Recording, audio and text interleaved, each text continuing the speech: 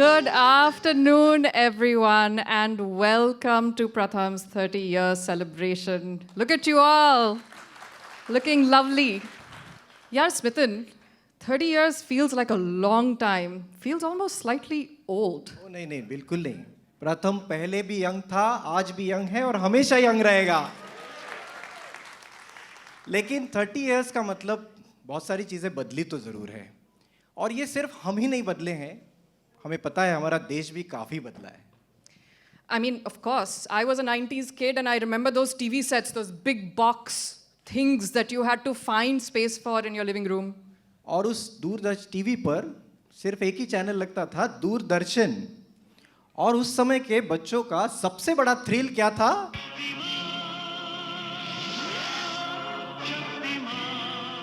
Exactly. And if it wasn't television, it was the radio. Vividh Bharati. In every taxi, bus and kitchen. और music का मतलब उस समय में कैसेट हुआ करता था. आप में से कितने लोगों ने अपने उंगली से और पेंसिल से प्लीज रेज योर हैंड. ओ बहुत सारे लोग हैं. Oh my God. Okay, I did not. Where are all the Gen Zs? उनको लग रहा होगा कि ये सब बुढ़े लोग हैं. I know, 30 years. Travel was also so much slower. Standing in line, filling up those forms to get a ticket. और फ्लाइट लेना, my God, it was a event. चाहे आप दिल्ली जा रहे हो या डैलस जा रहे हो, लोग घर से छोड़ने के लिए आते थे. पूरा परिवार रोते थे. बाय द वे आजकल भी रोना पड़ता है क्योंकि फ्लाइट का पता नहीं चलता है. But before airport looks, there were flight looks, there were bell bottoms and big collars, all stitched by the neighborhood tailor. और क्रिकेट, हम सब कैसे भूल सकते हैं कि सचिन अभी सचिन बना नहीं था. 96 का वर्ल्ड कप, आप में से कितने लोगों की सांसें रुकी हुई थी जब Sachin. Politically, it was a time of coalition and constant change. और इकोनॉमिकली आई थिंक इंडिया बस अभी खुल ही रहा था. एचडीएफसी अभी एचडीएफसी बना नहीं था. आईसीआईसीआई जो आज है वैसे उस समय नहीं था. And the world hadn't seen the glory of TCS and Infosys. They didn't know the tech giants it was going to become. और रिलायंस अभी कपड़ों से केमिकल की तरफ आगे आगे बढ़ रहा था. Now let's move closer to home. In education, the focus was on sending children to school. It was the time of the midday meal. पर ये सवाल अभी शुरू नहीं हुआ था कि क्या हमारे बच्चे सीख भी रहे हैं. There were adult literacy campaigns though. लेकिन बच्चों की बुनियादी शिक्षा, उसके बारे में ना कोई सर्वे था, ना कोई रिपोर्ट था, ना कोई shared language. Why only children? What about the youth and women? There were no skilling missions, no certification, and definitely very few second chances. और स्किलिंग तब करियर का बिल्कुल हिस्सा माना नहीं जाता था. And it was in this India that a few people dared to dream. Not of a better city, not of a better school, but Of a better India. India. एक chemistry professor और एक college dean Mumbai के बच्चों के हालात पे नजर रखने लग गए.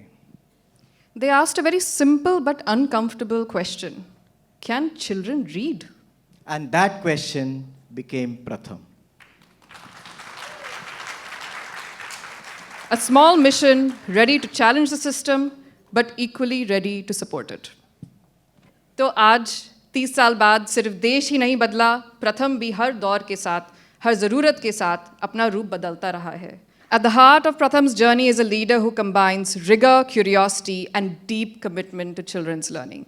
We are honored to invite Dr. Rohini Banerjee, CEO of Pratham Education Foundation, on stage.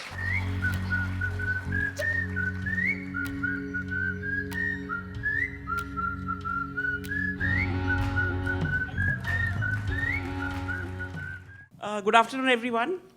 Just to make me do a test, they've put the highest steps possible, insisted I wear a sari and come up these stairs. But it's wonderful to be here with everyone. And as many of you know, ये building हमारे लिए बहुत महत्वपूर्ण है, because when I joined Pratham, which is perhaps 2 years after Pratham started, we used to say we have an office in YB Chavan Center. Now, हम नहीं बोलते थे कि वो एक्चुअली आधा कमरा था. I don't know कि यहाँ पे स्त्री मुक्ति संगठन से कोई है कि नहीं. So we shared the room with स्त्री मुक्ति संगठन, and वहाँ पे dividers होते थे. Now, one other secret that I will let out today, कि at least in those days, Pratham was not a get up early in the morning and come to office type of organization. हमारे leaders who will go unnamed, थोड़े दोपहर को ही आते थे. स्त्री मुक्ति वाले बड़े hard working थे. They always came early in the morning. So the whole day was spent in who pushes that divider, how much. So depending on who arrived first, you would get more of the room.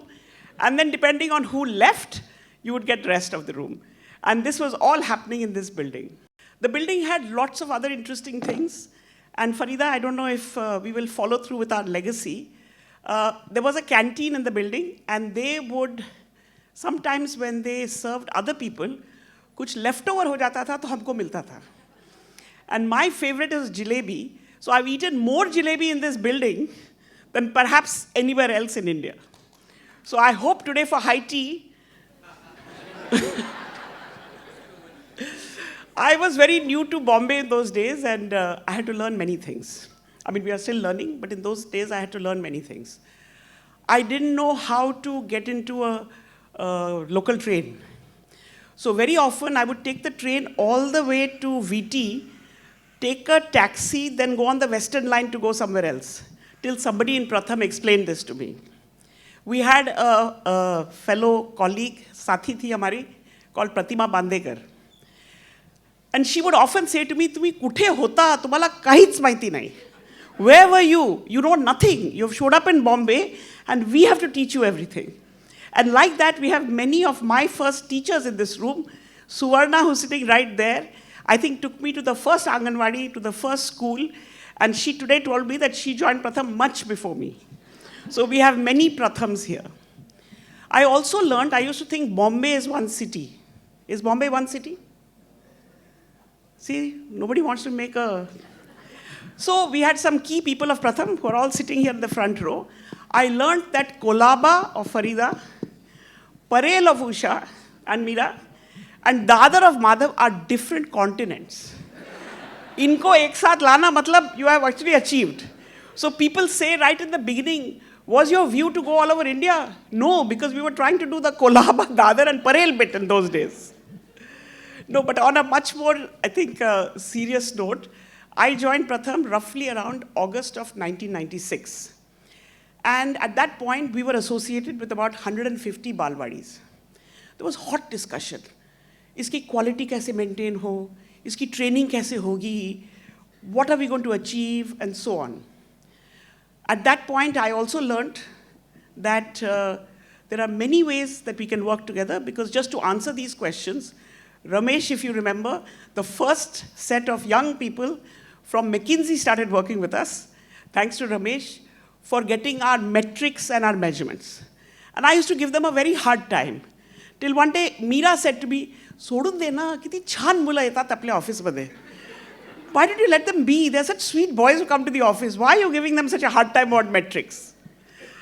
So from these 150 Balwadis in 1996, I remember Children's Day, 1998, we were associated with almost 3,500 Balwadis across Bombay.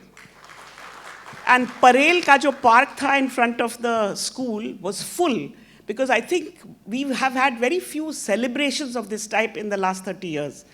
But I remember 1998 Children's Day. This is before our MCs were born, so they don't know, where are they?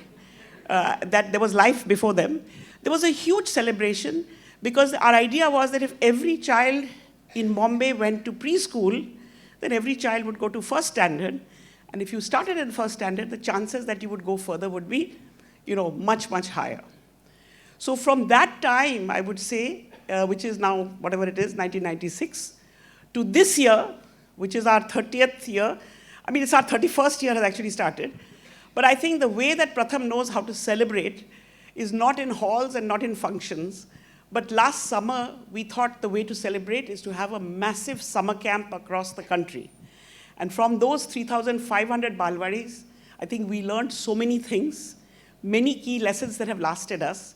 And last summer, we had almost 7 lakh volunteers in different parts of the country, each of whom worked with 10 or 15 children.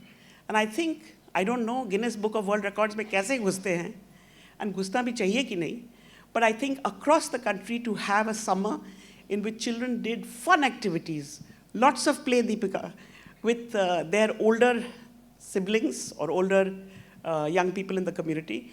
And that was the way that we actually celebrated last year.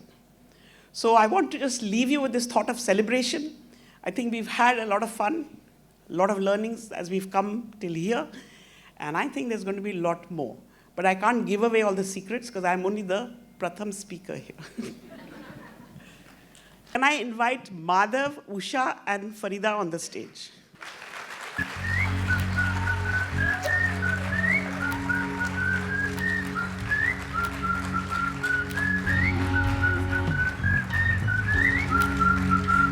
Please notice that the Bombay crowd has got their color combinations right. So my task, or your task rather, is each of you, and these are not people who are known for speaking in briefly, but briefly have to talk about the one most memorable, not 5, one most memorable incident, event from the last 30 years. And your time starts now. Yeah, can I intervene? Let Usha go first. I'm going second. And Madhav is going afterwards. So we have taken over. Usha, please. You'll have to cooperate with me. Aren't you surprised that Pratham grew for 30 years? Usha, come on. Start. Usha, Madhav, nanta bolna. There we go. Okay, I'm going to start. Yes. My memorable, only one, right? One, yeah. Only one. Yeah, but I'm going to take 1.5. Okay. If you don't mind. So my memorable day was when I met Madhav. And Pratham happened. So that was my most memorable day. And in this very auditorium we are sitting, I have to say that Mr. R.R. Patil, who was the Home Minister of Maharashtra, who's no more, declared that he will have Maharashtra and slowly the country child labor free. And I think there are lots of people sitting here, and I'm very proud to say that I'm back here to say that we really did it. And that was my most memorable. Is that it? Yeah, you want me to say more? I can say, but I'm not allowed. Usha. Yeah, my memory, I'm so happy that I am not compelled to speak in English. तो मैं हिंदी में बात करूँगी. Yes. क्योंकि वो international में काम करते करते हमें इतना इंग्लिश बोलना पड़ता है तो मैं फेड अप हो गई हूँ. अब बहुत सारी चीजें हैं. रुक्मिणी ने कहा एक ही बात बताओ. You introduce Usha properly now. Okay, Madhav. Let Usha speak. वो उनका This is the time slot है. hello, Madhav, just to intervene that this is the characteristic of Pratham. We have a whole plan with all the young girls doing the entire plan, and you'll have Madhav on the stage completely. वो toss out कर देगा. You know, We are something prepared. different. So We are please bear prepared. with us. Anyway. Please bear with us. तो 1.5 story as Farida said. एक तो ऐसा है कि बहुत सारी stories है. तो अभी मैंने माधव को, I think Lina came and told me कि you will have to tell one story. I said I just don't remember. तो माधव ने कहा बोलो उनको यार कि नहीं याद आता है. Seriously, नहीं याद. You know, तो इतनी सारी चीज़ें हैं, इतनी सारी चीज़ें करी है, उसमें से एक निकालना is very difficult. दूसरी बात ऐसी है कि Madhav, you reminded me about Ganesh and Girish, right?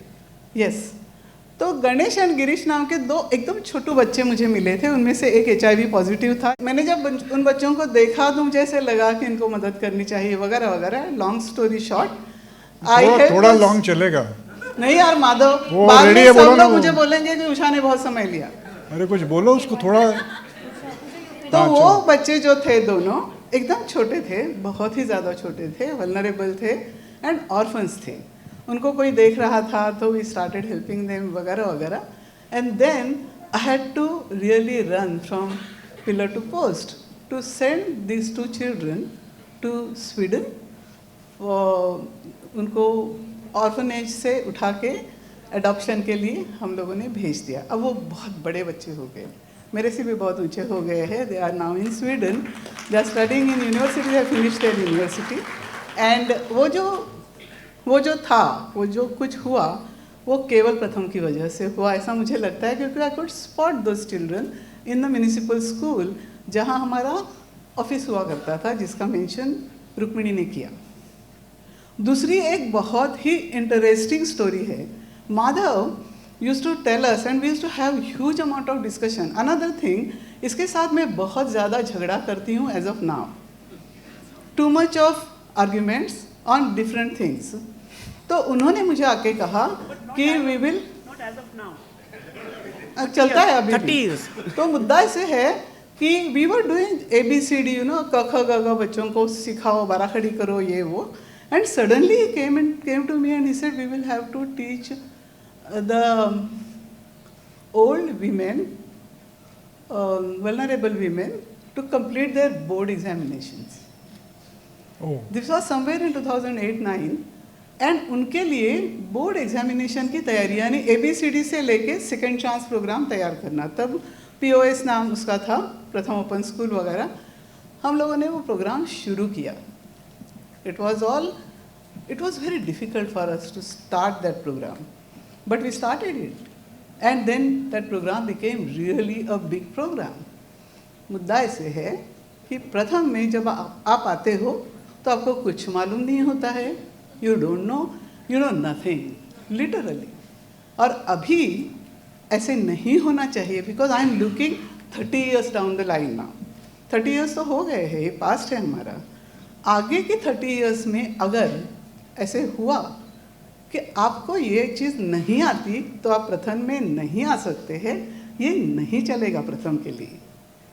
You know, जो ज़मीन में है, जो मिट्टी से जुड़े हुए हैं, उन लोगों की प्रथम थी, प्रथम है और प्रथम रहनी चाहिए।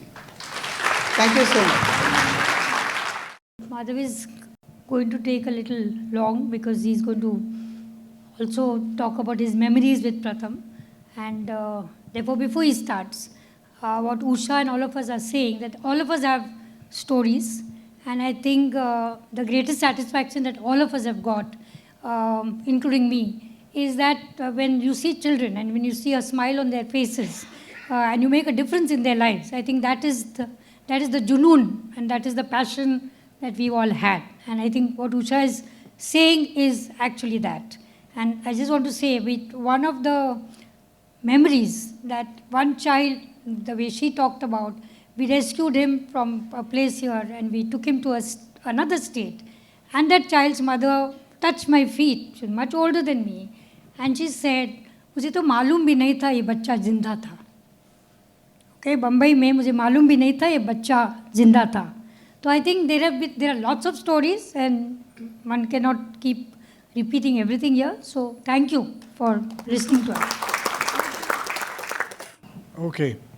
So हिंदी, अंग्रेजी, मराठी मिक्स करके बोलूँगा मैं. यहाँ पे मराठी जानने वाले कितने लोग हैं? Oh my God.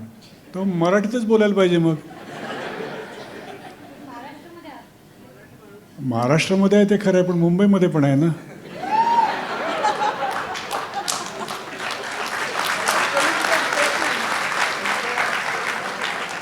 थोडंसं राजकारण आम्हालाही समजतं. बरं. तो मुझे 5 मिनट दिए गए थे बोलने के लिए. तो मैं सोच रहा हूँ कि मेरे मोस्ट मेमोरेबल मोमेंट्स वगैरह भी उसके साथ में मिक्स करके आपके सामने कुछ पेश करूँ. यहाँ पे आज मिसेस काळे आई हैं, श्री शरद काळे, स्वर्गीय शरद काळे. इनके बारे में मैं कुछ कहना चाहूँगा. प्रथमची सुरुवात खरं म्हणजे आम्ही को फाउंडर्स आहोत. आम्हाला दोघांना को फाउंडर्स म्हणतात, पण हे खरे चारही को फाउंडर्स आहेत एक प्रकारे. हम लोग चारों को फाउंडर्स हैं, बट एक्चुअल, यस प्लीज, सिर्फ 4 की बात नहीं है, बहुत है, 40 होंगे और भी ताली बज सकती है. But it started with mister Sharad Kale. आणि दुसरे युनिसेफचे स्टेट रिप्रेझेंटेटिव्ह त्यावेळेला होते. We have representatives of UNICEF here. Vijaya Chauhan was the project program officer, and Richard Bridle was the state representative.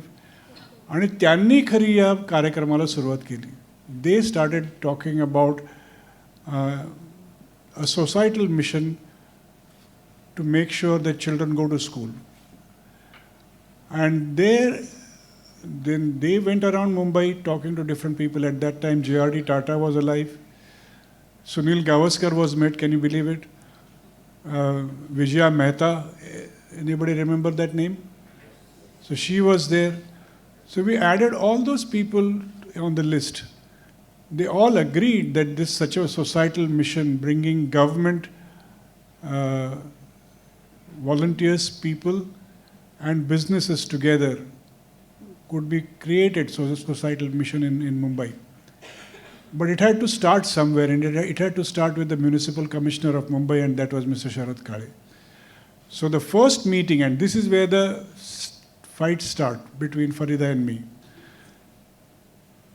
The first meeting of the whole group that was called by, I think you can probably find it in the UNICEF record somewhere, and it was called the Bombay, what was it called? Bombay Education Initiative. So it must be in the files. So Mr. Kale called a meeting in his office as a municipal commissioner, and there were many leaders of the society. Dr. Armati Desai was there at that time. She passed away recently. Many ex-municipal commissioners were there. J.B. D'Souza was there, if anybody remembers that name. And most importantly, Mr. S.P. Godrej was there. And basically, it didn't take any persuasion. And I must also mention that Mrs. Kumud Bansal was present. All these are stalwarts who helped us stand up. Walking and running comes later on. And so Sharad Kale is the first founding member of this organization, and hopefully you will remember that forever. Second name that is almost a co-founder. I say almost because he was not there on the first day. He was not there in the first year. But he was a co-founder, and he was the one who built Pratham from almost the foundation upwards, and that is Mr. Wagul. Yeah.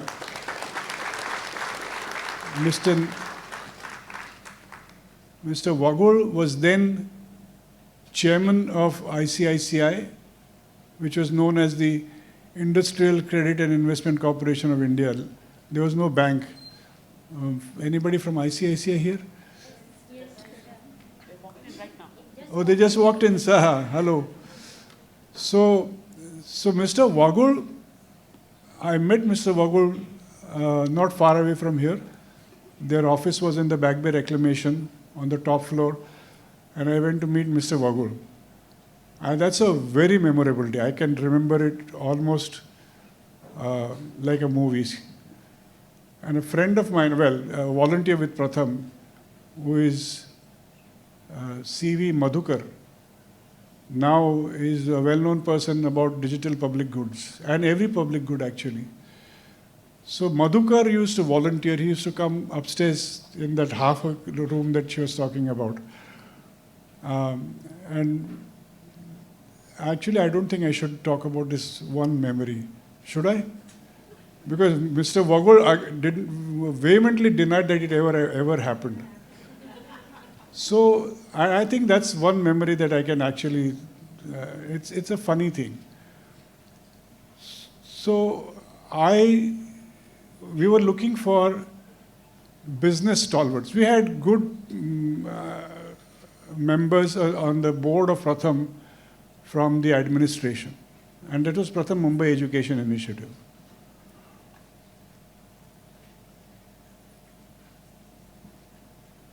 Okay. We had good members from the administration, we had members from the civil society, but what we didn't have is a good leader from business community. And at that time, Mr. S.S. Nadkarni was a SEBI chief. Anyway, that would be a long story. But Mr. S.S. Nadkarni agreed to be on the Pratham board. But unfortunately, he died of a heart attack in Monte Ahluwalia's office within 6 months of joining Pratham. And then we were left with nobody again. So I asked Madhukar, do you know anybody in the financial or business industry group who can help us, who can join Pratham? And he said, Mr. Vagul is known for his generosity and so on, so why not talk to him? So I called up Mr. Kale, because he was the only leader of Pratham at that time. And Mr. Kale said, I'll call. And I think he talked to Mr. Vagul and told him that this is what we are doing and would you join the board? Mr. Kale called me and said, Mr. Vagul has agreed. So why don't you write a letter to Mr. Vagul requesting him to join Pratham? And then when he says yes, we will have a proper board meeting and induct him into the board, resolve it, and then that will be done. I said, fine. So I wrote a nice letter again from this office, and I think Shivaji or somebody carried it. Shivaji, good day? So somebody carried the letter to that office, and we waited.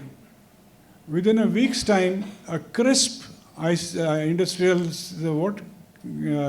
ICICI, I don't even remember, Investment Corporation of India Limited envelope came with a letter from Mr. Vagul. What should the letter be saying? Well, it should have said, I accept and I'm happy to join. Instead, the letter said, I regret that I cannot join because of busy schedule and work and all that. So I said, how can this be? Now, this is where Mr. Vagul, when I recounted this in front of Mr. Piramal, he said, no, how can this be? How can this be possible? I said, you had, I think, given instructions to your secretary, Aban, to say no to any such request. How can that be? He said, I'm chairman of ICICI, how can I leave it to my secretary? But that's how it was, I think. And so, again, I called up Mr. Kale, could you please call Mr. Vagul? And he said, no. Now I called him, he said yes, and now he's saying no, so I'm not going to do this again. But anyway, to make the long story short, I went to meet Mr. Vagul. That day, C.V. Madhukar and I went up. We got a very early appointment, quick appointment. He was very approachable, Mr. Vagul was. And when I went into this office, I was surprised that there were so many top brass of ICICI sitting there. And I could name some names, but I think only the ICICI people would know who they were. So I think Mr. Vagul at that time, on his face, I could see that he was surprised to see a young person in jeans and kids and all that. Because I think he expected talking about education and change in education and social work and all that. He expected a white beard and a white hair and all that. I was 34 at that time. So he finally, I said, so sorry, I thought you had agreed. And I was surprised by your letter. He said, who said I didn't write a letter? So I said, you didn't write a letter? I'm looking at the letter. It says, I regret. No, ignore that. Actually, that's when he told me that Aban is under instruction to say regrets. Anyway, but he hotly denied it, so I don't think I should have. This is off the record, by the way. So Mr. Vagul was the second gentleman, and such meetings, I can count meetings after meetings and such incidents. One gentleman I met was Sudhir Mankad. He didn't tell me who he was. I told him we are running Pratham. What is Pratham? Tell me about Pratham. And the conversation is happening in Washington, D.C. Early morning hours, I'm drinking coffee, he's sitting next to me. I didn't know who he was, and like an idiot, I never asked him who he was. And he said, tell me about Pratham. I said, whatever we were doing. I said, where do you get money from? I said, we are very clear that we don't raise money from government. We request corporate houses and foundations to fund us. He said, that's very good. I said, I don't know you. What's your name? He said, I'm Sudhir Mankat. I said, what do you do? I'm the finance secretary of Gujarat. I said, and then he ended up helping us set up Pratham Ahmedabad or Pratham Gujarat? Pratham Ahmedabad. So this was complete coincidence. There was another coincidence, 1997. I'm talking in a meeting and there's a gentleman sitting next to me, faded jeans, faded t-shirt, mop of white hair.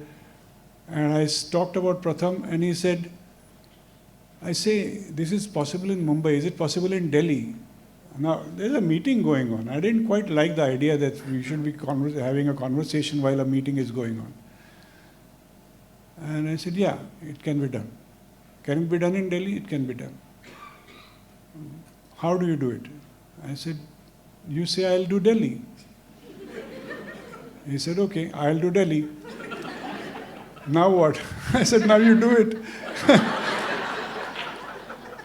That gentleman's name, Vinod Khanna, not the actor, but Mr. Vinod Khanna was an IFS, ambassador of India to Indonesia and Cuba when Fidel was alive. And so he ended up setting up Pratham Delhi. And so there were so many events and we met people accidentally, quite accidentally. We didn't put out an advertisement, we didn't tell people, we didn't go and tell.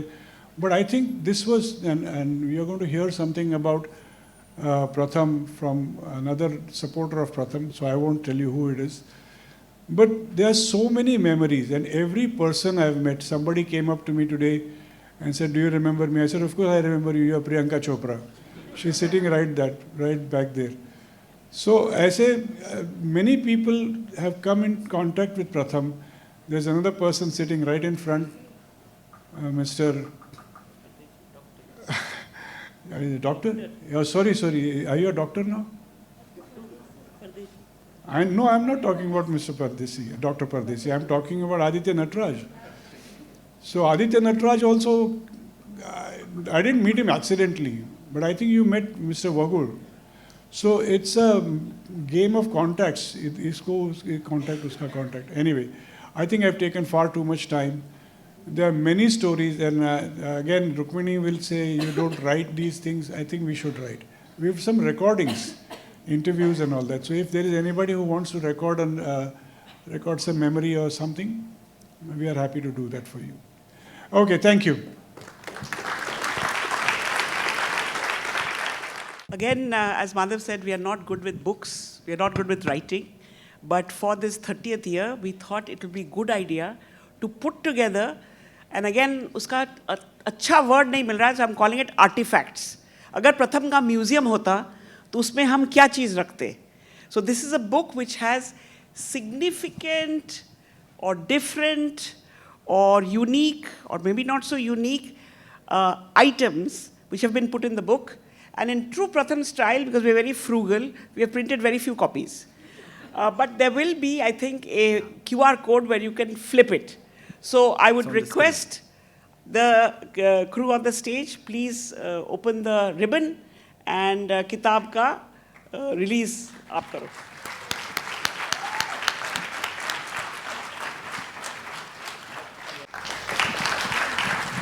जोरदार तालियां. QR code screen पे है.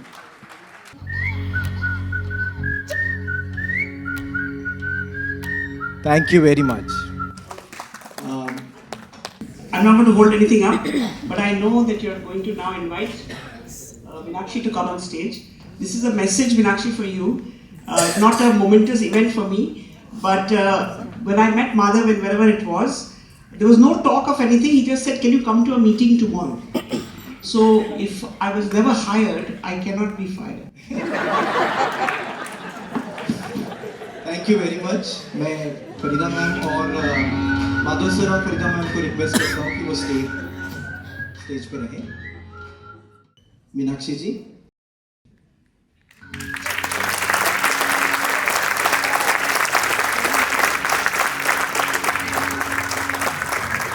Okay, you've heard the 30 years and you've heard all the stories, and it's always been a matter of coincidences, as I call. Pratham has always been a life and a journey of coincidences, as Madhav has told you. We are very happy to introduce to all of you Meenakshi Ramesh, our CEO designate.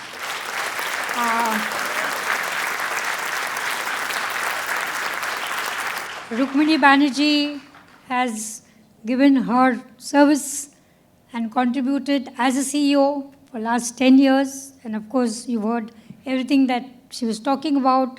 And of course, she'll continue. But she stepped down. She will step down as the CEO.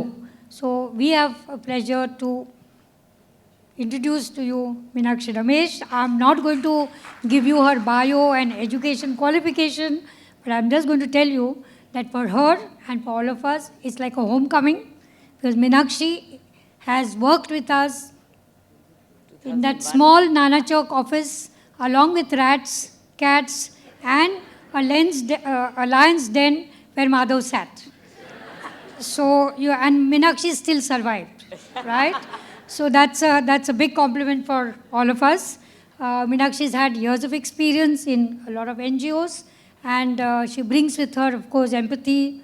And I'm sure, Meenakshi, you've heard and you know Pratham, and you'll always be rooted to the ground.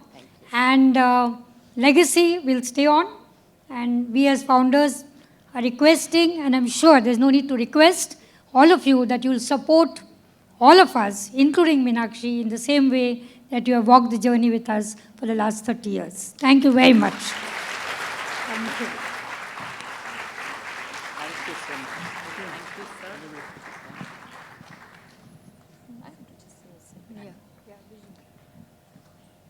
sir. 4 pairs of shoes to fill, huh? 4 very large pairs of shoes to fill. And Rukmini, I can't fire you, I can push you up to the board, can't I? But honestly, thank you very much for being here. Indeed, for me, it's a homecoming.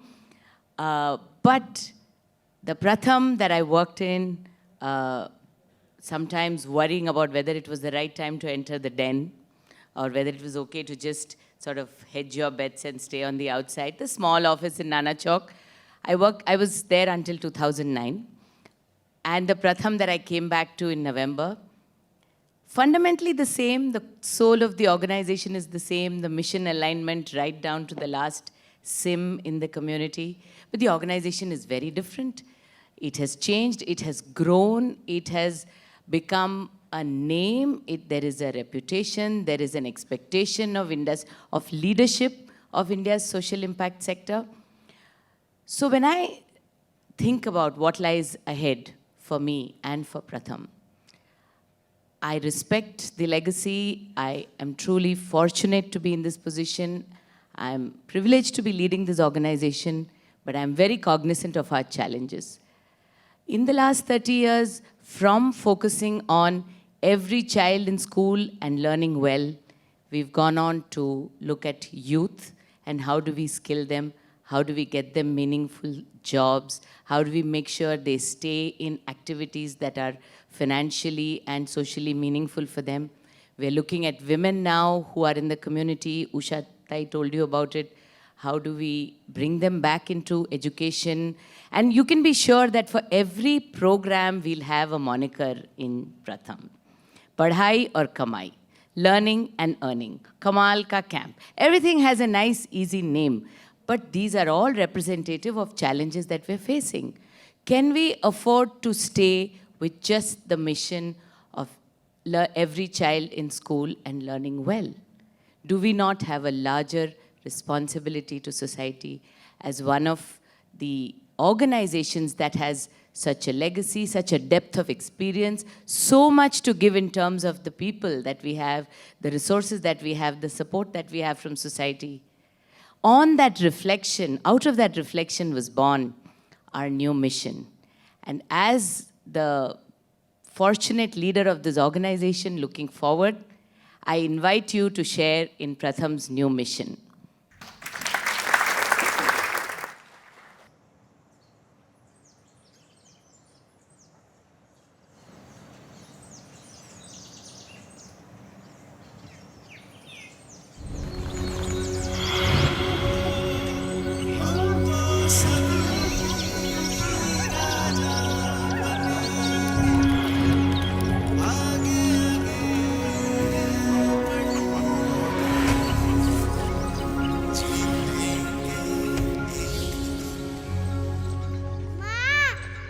Mummy चलो माँ ये बच्चे आधे पके कच्चे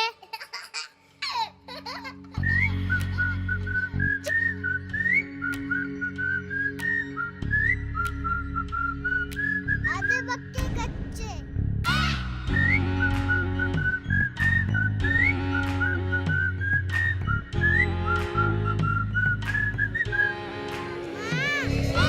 माए बच्चे आधे पके कच्चे सपने देखे अच्छे अच्छे मिलके सारे पढ़ते जाए आंखों के तारे बढ़ते जाए माए बच्चे आधे पके कच्चे सपने देखे अच्छे अच्छे मिलके सारे पढ़ते जाए आंखों के तारे बढ़ते जाए जिंदगी में कुछ तो है करना रह जाएंगे पीछे वरना चलो चलो हमको है करके दिखाना अपना फसाना सब कुछ पाना हमको है आगे जाना सबकी तरह ही कुछ पाना हरदम हाथ थामे रहेंगे सबको साथ लेकर चलेंगे हमको है आगे जाना सबकी तरह ही कुछ पाना हरदम हाथ थामे रहेंगे सबको साथ लेकर चलेंगे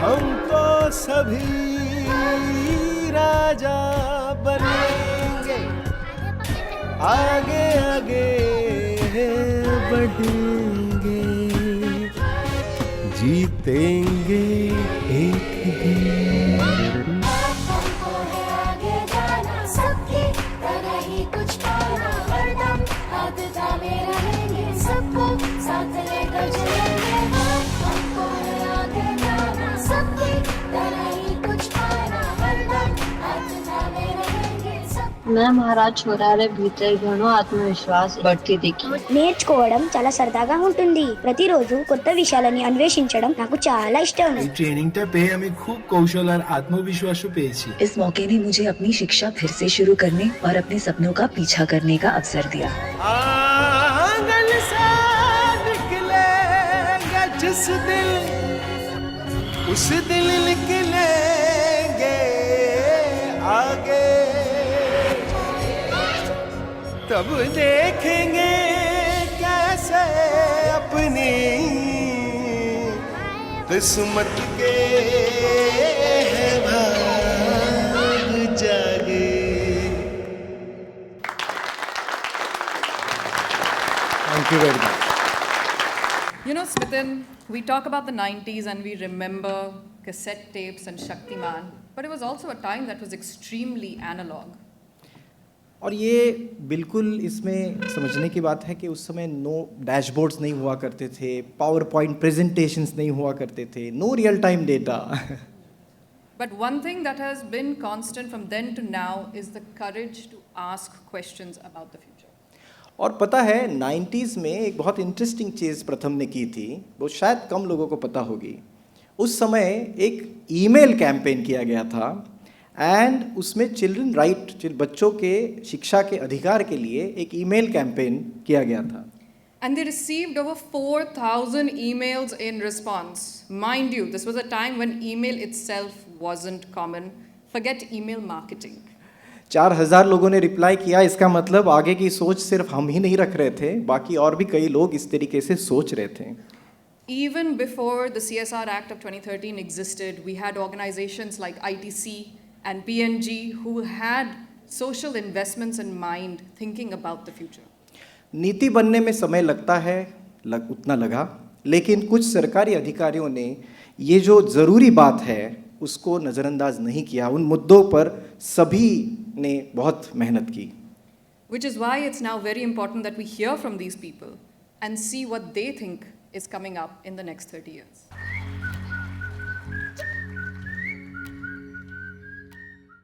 Let's welcome our panelists. Please join us in welcoming all the panelists that are here today. Ashwini Bhide, Additional Chief Secretary, could not come. She is Additional Chief Secretary to Chief Minister of Maharashtra, and she is a well-known person for her contribution to the Mumbai Metro Rail Corporation, but suddenly she has got something, so she's in Mantralaya. But we have here with us Mr. Prabhakar Lingareddy, Executive Vice President and Head Social Investments. He served in multiple leadership roles across his long-standing career in IBC. Please join us on stage. Please join us on stage. Next we have Mr. Aditya Natraj, CEO of Piramal Foundation, but he's an ex-Pratham colleague and friend of Pratham, along with being ex-KPMG and Ashoka Fellow. I would also like to invite Ms. Anakshi Deva, Head Corporate Communications and Corporate Social Responsibility. She also held multiple leadership positions across fabric and home care communications within the organization. Please join us. Now we have Ms. Nusrat Pathan, Head of Corporate Social Responsibility. Under her leadership, Parivartan, the bank's CSR, has reached over 100 million lives. And finally, the moderator for this session, Mr. Varun Limay, co-founder, Mesa School of Business. He's also an ex-colleague and friend of Pratham and is passionate about bridging the skill gap in India's startup ecosystem. Over to you, Varun. Round of applause to the panelists, guys. We've got amazing people on stage. They've got a total experience of almost 80 years together working in the development space. So we are going to be picking their brains today. Just trying to understand what the space looks like. I'm very nervous right now, and I'm going to admit that because I know a lot of you in the audience. Those of you who know me, just give me a cheer because I need it. I'm a Pratham alumni, and I'm back after 8 years, guys. So 2018 is when I quit Pratham to pursue my MBA. So it's been 8 years now. Now that I'm back, I just can remember that, Pratham is a vibe. It's a very different kind of an energy. It's very, very, very different. The first time, the way I ended up joining Pratham was that I told Madhav that I wanted to work for a non-profit, and it turned out he, ran one. He asked me one question, "Tumhe Excel aata hai kya?" And I bola, "Aata hai thoda sa." And then he said, "To fir kurla aa jao." So that's how my journey at Pratham started. I'm the intern here, guys, so I'm not going to be doing more talking than this. I was in a room with these folks, and I was trying to understand their experiences, and I think they're just fantastic things that we have to learn. So I'm going to kickstart the panel now, and I'm going to start off with a broad question, and then I'm going to try to go as deep as I can in the 30 or 40 minutes that we have. The first question that I wanted to pose for everyone here, and anybody can start, was that it's 30 years now that Pratham has been in existence. All of us have been working in the development space. We've been doing a lot of fruitful work.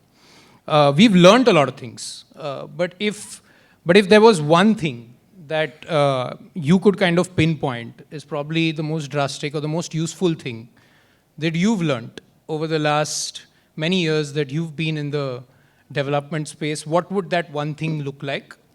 And if you had to extrapolate that for the next 30 years, how would you like to use that one thing to define what the future for us looks like?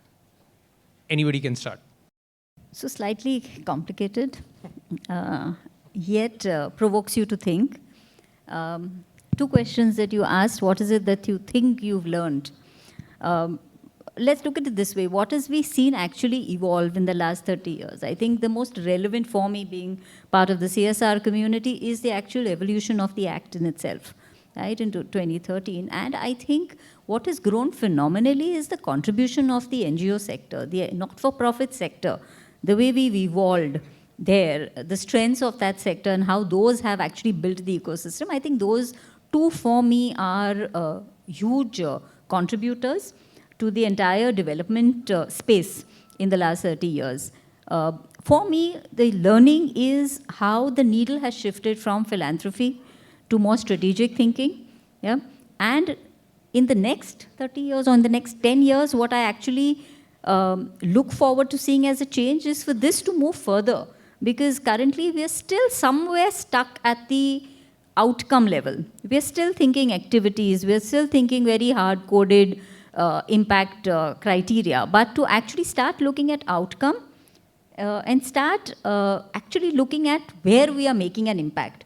I think that needle shift in the sector is something that is required and that I personally think is going to be the next 10 years for me.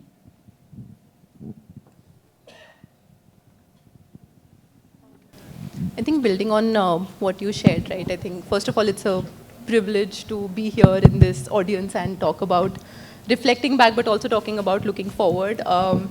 And when we look at, I mean, for PNG Shiksha, it's been 20 years, and obviously Pratham has been there for much longer. But I think one big change has been the way the conversations have evolved from access to impact, and I think that's what you were also alluding to, right?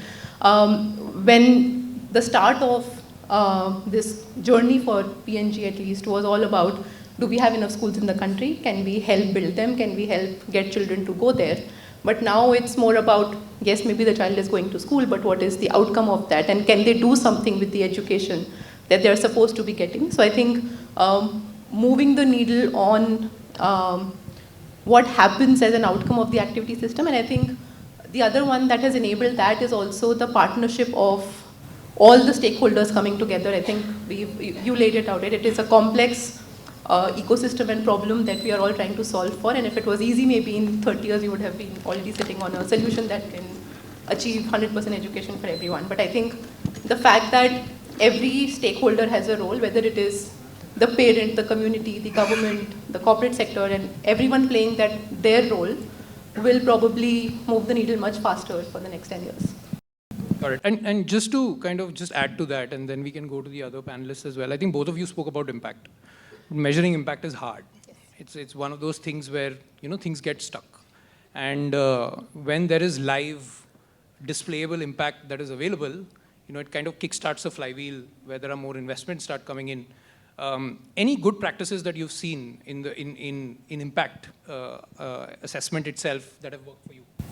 I think one thing that we always try to educate our internal stakeholders as much as everyone else is, we always talk about the number of children that we've reached, and reach becomes that one impact, but it's equally about the depth of impact, right? So even if you've been able to reach, say, fewer children or fewer beneficiaries, but if that one life has been changed in a way that the impact is sustained, that you can step back and let things unfold on their own, and they would probably be better off for the engagement that you've been able to do with them. I think that is the one thing that we try and look at as well.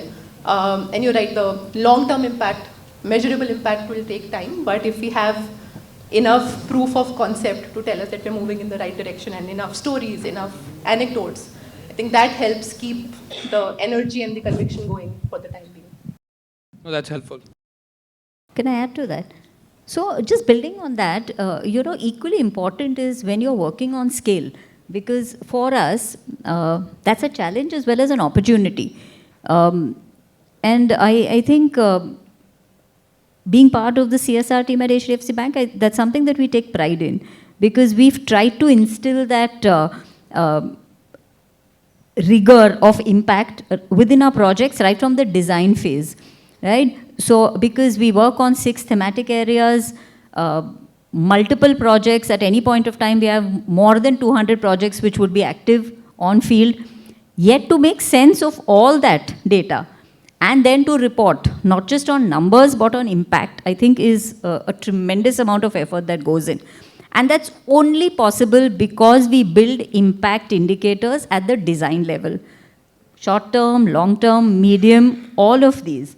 And that's what enables us to actually go out with confidence and talk about the impact that we've created. So I think there, building on impact, creating the indicators right at the design phase, be it any NGO, you are very clear as to what is it that you want to come up with.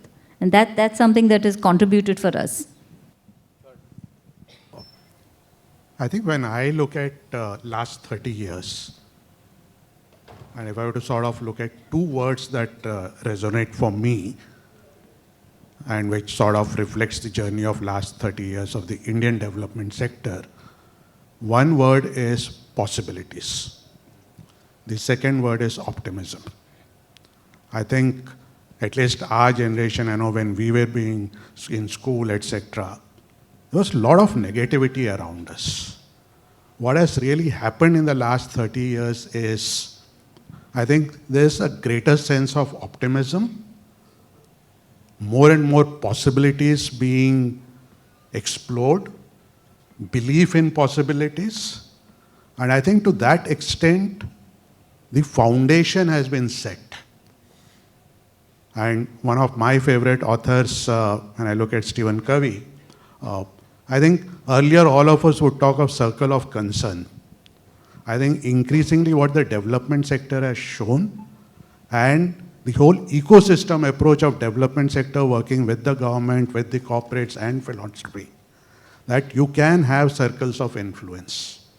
And what I've noticed is the circles of influence are actually expanding in radius over the last 30 years. I think to me that's a defining moment. And we have seen in a way what we sort of experienced Pratham's journey over the last 30 years. It talks of the same. It's all about possibilities. It's all about optimism. It's creating those circles of influence. How this will play out in future? I would look at it from building on this foundation, and again I saw it, I'm going to steal that word, I was looking for that word for our own articulation, is future readiness. How do we build on this to be future ready? And when I say future ready, I believe in future readiness starting from n equal to 1. It's not future readiness starting from 30,000 feet, it's future readiness starting from n equal to 1. But whilst doing so, two things which will become extremely important in my view, and we'll have to see how to weave in, values. I think I personally worry about dilution in values. And that's something extremely important that we need to see how to factor and cognize. Second, whether we like it or not, technology will decide what pathways we take for future readiness. I am a HR person, so very often we discuss, and this thing is, will technology dissolve empathy? Now, empathy is at the core of the development sector. So how are we able to blend that without losing empathy is what's going to be the challenge going forward. Yeah, and I think when you spoke about optimism, what became very clear to me was that what the Companies Act started, impact takes time to be seen, for it to be displayable. It's almost as if that circle has now come through, where we started understanding that partnerships are good, that inputs actually lead to outputs, they actually lead to outcomes. And I think that flywheel has now started, because in this room also, if you look at this room right now, there are non-profit leaders, there are CSR leaders, there are foundations, we've got capable states now available to execute and implement. I think the next 30 years are also going to be about direction. Like, what are those directions that we go heavy on, that we double down on, and what are the directions that we let go of because the world is changing? That was my takeaway from the optimism in the sector. And it plays out in every single sector. Just the way Silicon Valley VC money was put in, started making money, more VC money came in. I think that same thing is going to happen also in the development space. Aditya? I think just one point I wanted to add is, since you spoke about impact and outcome, one discomfort that I have since you mentioned about the CSR rules, while they call it as impact assessment, let's be honest, it's only an outcome assessment. And because they talk within 1 year you need to do, etc. So we would be fooling ourselves if we say that we are doing impact assessments when we are complying with CSR laws. It's only outcome assessment. Yeah, I agree with you, but I think it's up to us to build on CSR rules. CSR rules are a direction, right?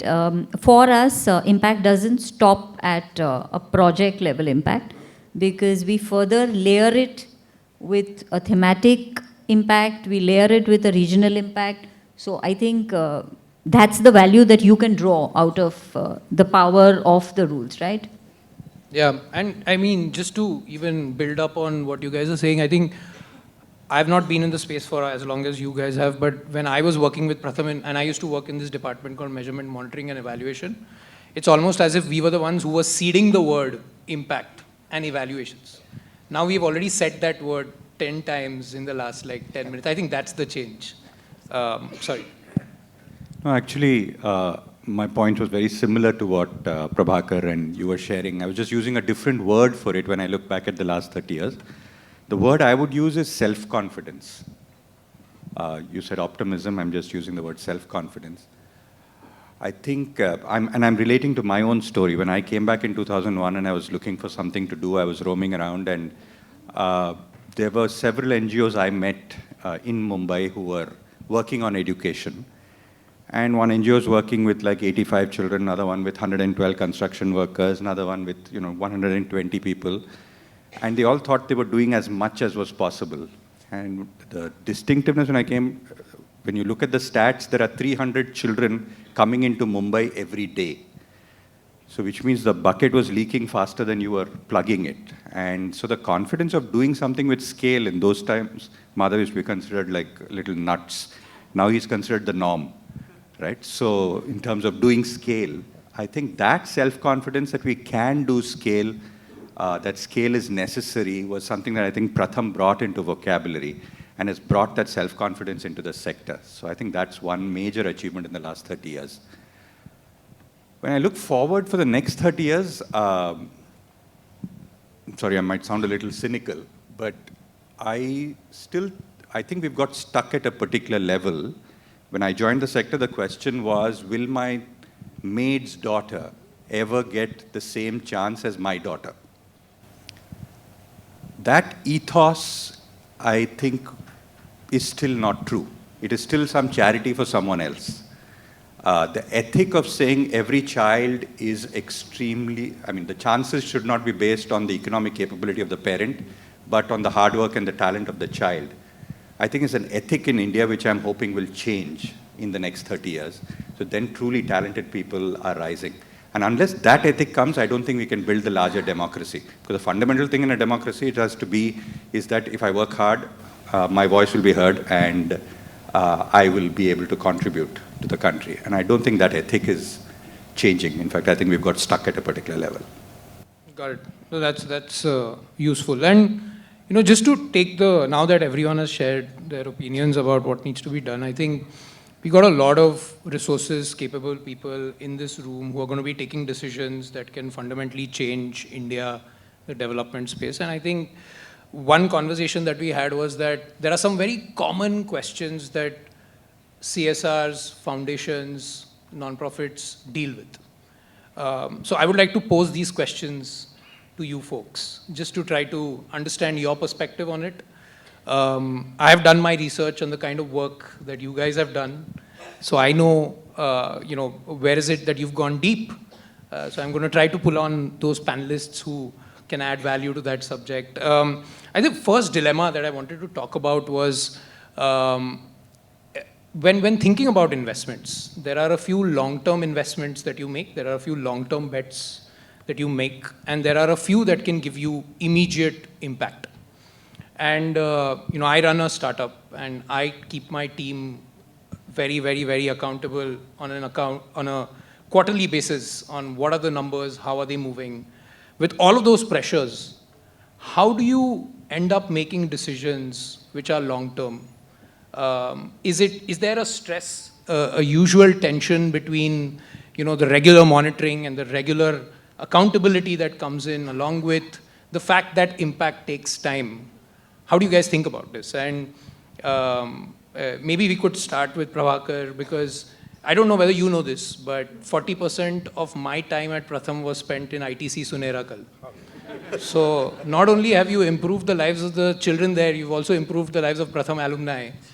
Because in my interview for my business school, I spoke about ITC Suneragar. So talking about this, I think you've been in those communities for a very long time. And talking from the Pratham perspective, when I was at Pratham, people love to work on the ITC project because we could try a lot of things there. A lot of experiments that we did there actually turned out to be programs that were used in other places as well. Why don't you start off with this inherent tension that exists between long-term decision-making and short-term decision-making?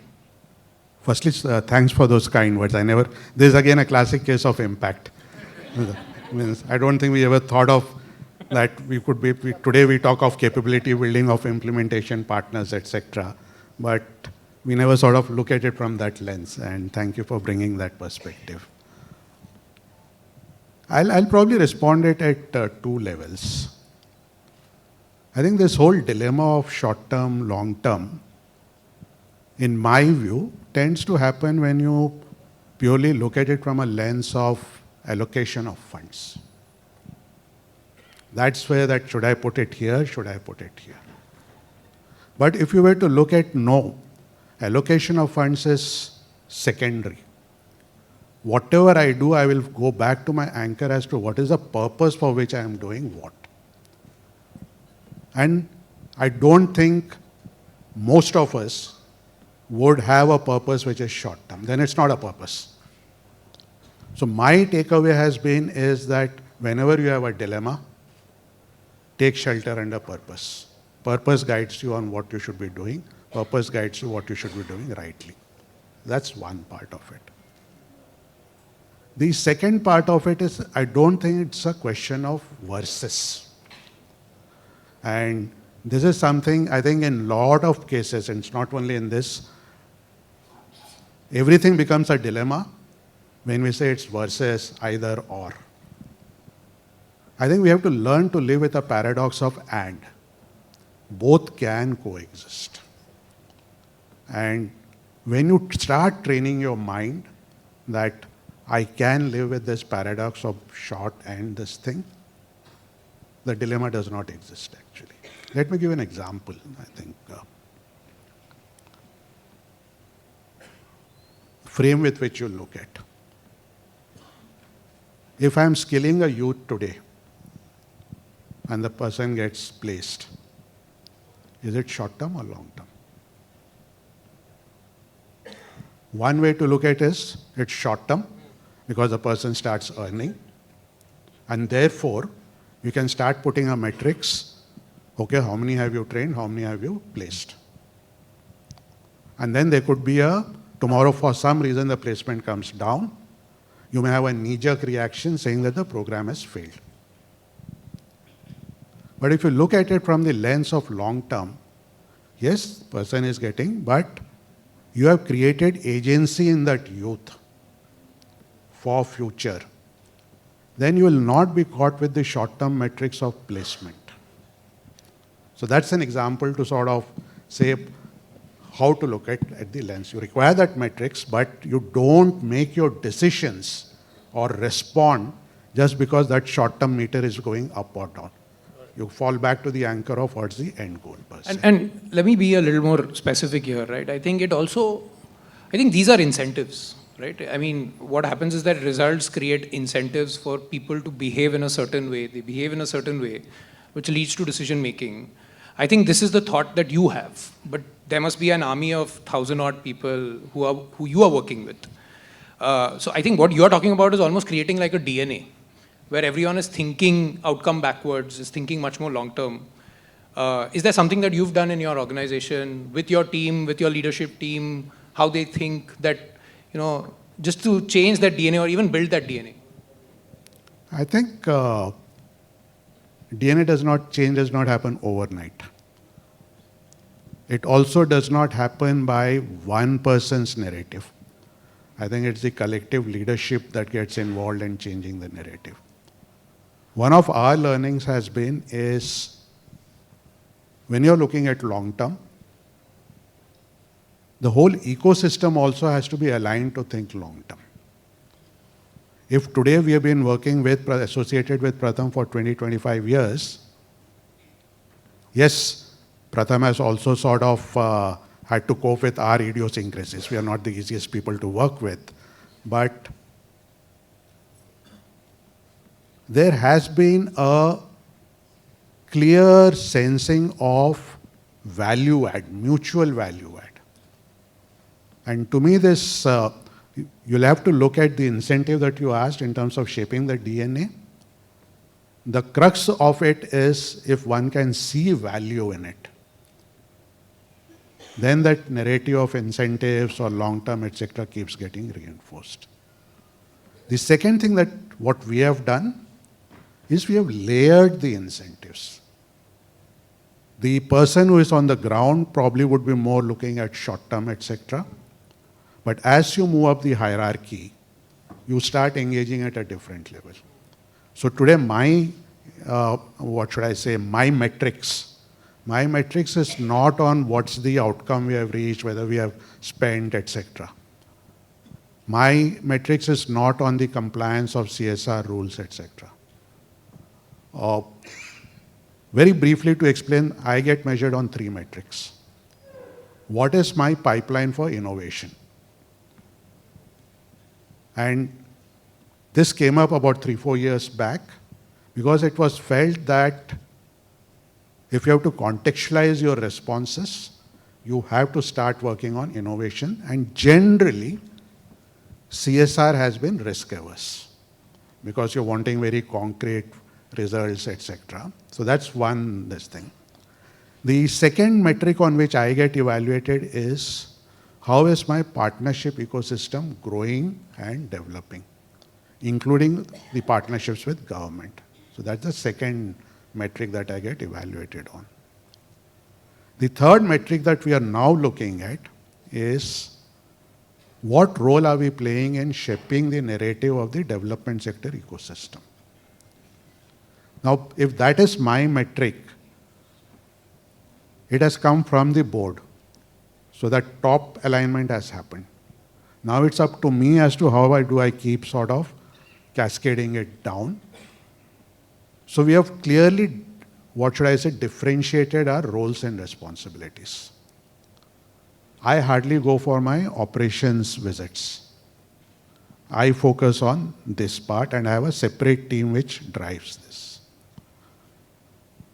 Operations team would look at metrics, etc. And this is something that we are even paralleled with our partners also. So if I were to engage with Rukmani or tomorrow with the others, I will engage more on what else can be done, what are the possibilities, etc. I would not engage with them, hey, you had committed to this number, this has not happened, etc. So I think there's a need for this demarcation of roles and responsibilities so that you're riding both the horses together, actually. And that's super helpful to kind of understand. Inakshi, I'll probably go to you next because I was reading about P&G and it's kind of had a journey in this.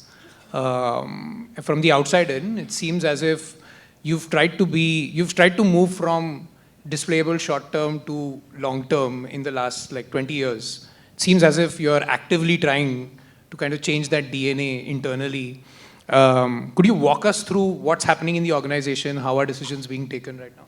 Absolutely. I would slightly tweak what you said, right?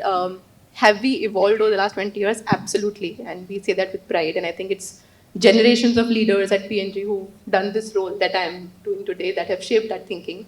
But I think it was to the long-term versus short-term question, right? I think 20 years ago when we started P&G Shiksha, back then it was decided that our 100% community impact efforts will be focused on one cause, and that is education. So we committed to that on the long term. This was even before the CSR law was, this was before there was any mandate. But we said that P&G's motto is improving lives, right? So we said there is work that we do via our brands, but there is more that we can do with our presence in the country, and we should do that. It started with definitely more tangible outcomes, but it was also more what we sensed was the need on the ground. And we would like to believe that we've evolved with what is the most calling need from the ground, what is it that needs a lot of time, attention, care.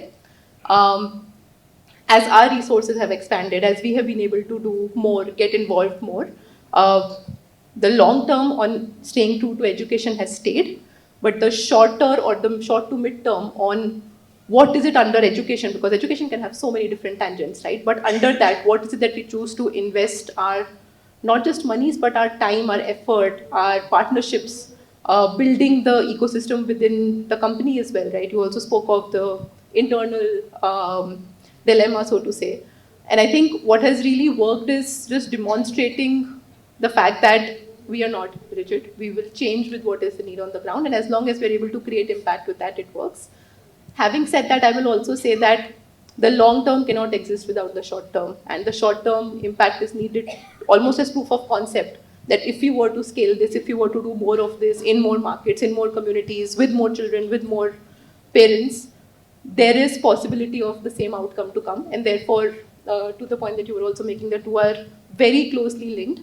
But it's a role that all of us play to balance the two and ensure that we are able to create impact no matter what we choose to do, right? And today, I'm happy to say that we are focusing on learning outcomes. Is the more tangible infrastructure part of that? Yes, but it is a part and not the entirety of what we're doing. True. Aditya, do you want to quickly give your 2 cents on how you think about this and how Piramal thinks about this? About the trade-off between short-term and long-term. No, I agree with what Prabhakar is sort of saying. Even so, incentives at the different levels of the organization are for 1 year, 3 years, 5 years, or 7 years, which is also probably the duration you're going to spend in the organization. So if you don't have some value that you create over 7 years as a senior leader, then what's the point of you being around? You're not just there for the daily engagement. So I think it's a false dichotomy, and it's possible to do both. One trick I learned, or at least when you see the sector, is there are some people who in the short run, who have a long-term purpose and are doing short-run drama to keep people engaged, because people need to see that some value has happened. And the others, unfortunately, who are doing long-run drama and short-run just measuring impact. And I think the main question you have to ask yourself deep down in your soul is, long run, are you doing drama or do you have real purpose? And as long as you have long run real purpose, everything else will sort itself out. Good. We'll move on to the next question. From long term versus short term, I think another question that comes up, which is common, is depth versus breadth. There are a lot of geographies out there. I think everyone here has also taken very different kinds of strategies towards it. I know ITC goes much more deeper at a community level. I know HDFC has gone very broad. I just wanted to understand, when you take these decisions, and Nusrat, I wanted to kind of pick your brain on this, that when you take these decisions, what are the parameters that you think about when kind of balancing scale and depth? Because at the end of the day, there is a trade-off in both, and it's almost as if we need to hit that trade-off really, really, really well, because India is a scale country. Fortunately, unfortunately. How do you think about it at HDFC? So I don't think, again, in this question, a trade-off is necessary. Yeah, it depends completely on what is it that you're hoping to achieve. And that will really decide whether you want to look at scale, you want to look at depth. I'll give you an interesting story about how our flagship program, which is our holistic rural development, moving away from education and livelihoods skilling, how did that really evolve? We've traditionally been working for, I think, almost about 3 to 4 years on very distinct verticals: education, skilling, rural development to some extent, and we've been working on financial literacy, etc. And a boardroom conversation that said that, you're doing this in different geographies. What would happen and how would change happen if you did all of them within a confined geography? Can you try that? And that's how the entire concept of HRDP evolved, where we did all these 9 themes in a contained geography to see what is the change that we're looking at. So we still have our indicators on each of these 6 themes, which give you your short term. I'm also going back to that answer. And you're also looking at what sort of an impact you get when you're looking at a deep geography and scale. But again, today, if you tell me infrastructure, and in education, we enter at various levels, right? We work on infrastructure, we work on quality education, we work on teachers training. Now, it is difficult to select either or, right? Because there is a need, and the need is vast. So if I'm looking at infrastructure, then I'm doing scale. But if I'm looking at quality education, I need to look at depth. There I can't say that I'm going to look at scale and it's going to be a touch go. So it's very, very dependent on what you want to look at. You're right in saying that our programs are at scale. I'd just like to bear in mind that, you're looking at scale also in terms of the volumes of the budget and the canvas that we are actually playing in. You're talking about 300 projects, you're talking about 1,000+ budget, which needs to be used across 6 areas. We need to go scale, right? We've reached underserved communities, we've reached border areas, aspirational areas, of course. In some cases, you definitely need to touch these areas and do some sort of an infrastructure work. I can't go depth there. I can't say that I'm going to have resources placed in border areas working on development. It's not possible. But the same thing is possible in an area where there is opportunity for me. So you've got to look at what is feasible, where there is opportunity for creating change, and accordingly decide whether you want to do depth or scale. So it's extremely important. The planning has to get right. You've got to do your baselining, you've got to do your needs assessment, and then decide how you will design your intervention. Got it. Helpful. And Prabhakar, do you want to jump in here and just talk about quickly, because I know that you go very deep into these 13 communities. What is the thinking there?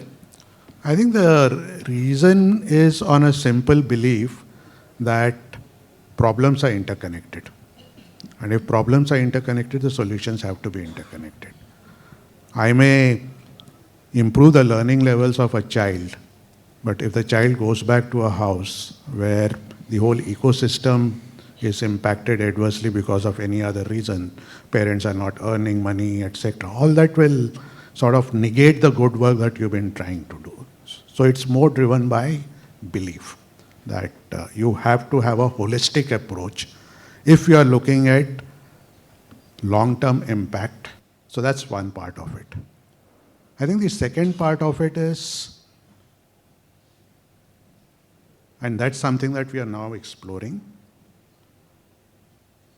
All these years, one has been operating on the mindset saying, when we are looking at breadth, everything I only need to do. I think now slowly the ecosystem is maturing where I can partner and collaborate with other organizations to ensure that all the enabling systems, processes, or interventions happen in that particular thing. So what you require is a convergence. Whether that convergence happens by ITC only or that convergence happens in partnership with others, then this whole thing of I may specialize in education, somebody else will specialize in agriculture, when they converge, you still meet the end objective of holistic development. So I think I see, while that holistic, the need is there, the approach could actually now evolve over a period of time, actually. Got it. So I have a slightly provocative point of view on this, and so I thought I'd share to see what people are thinking about. I think the audacity that Pratham brought 30 years ago to saying something can happen on scale, I think we've plateaued on that. We are comfortable with the scale of organizations like Pratham.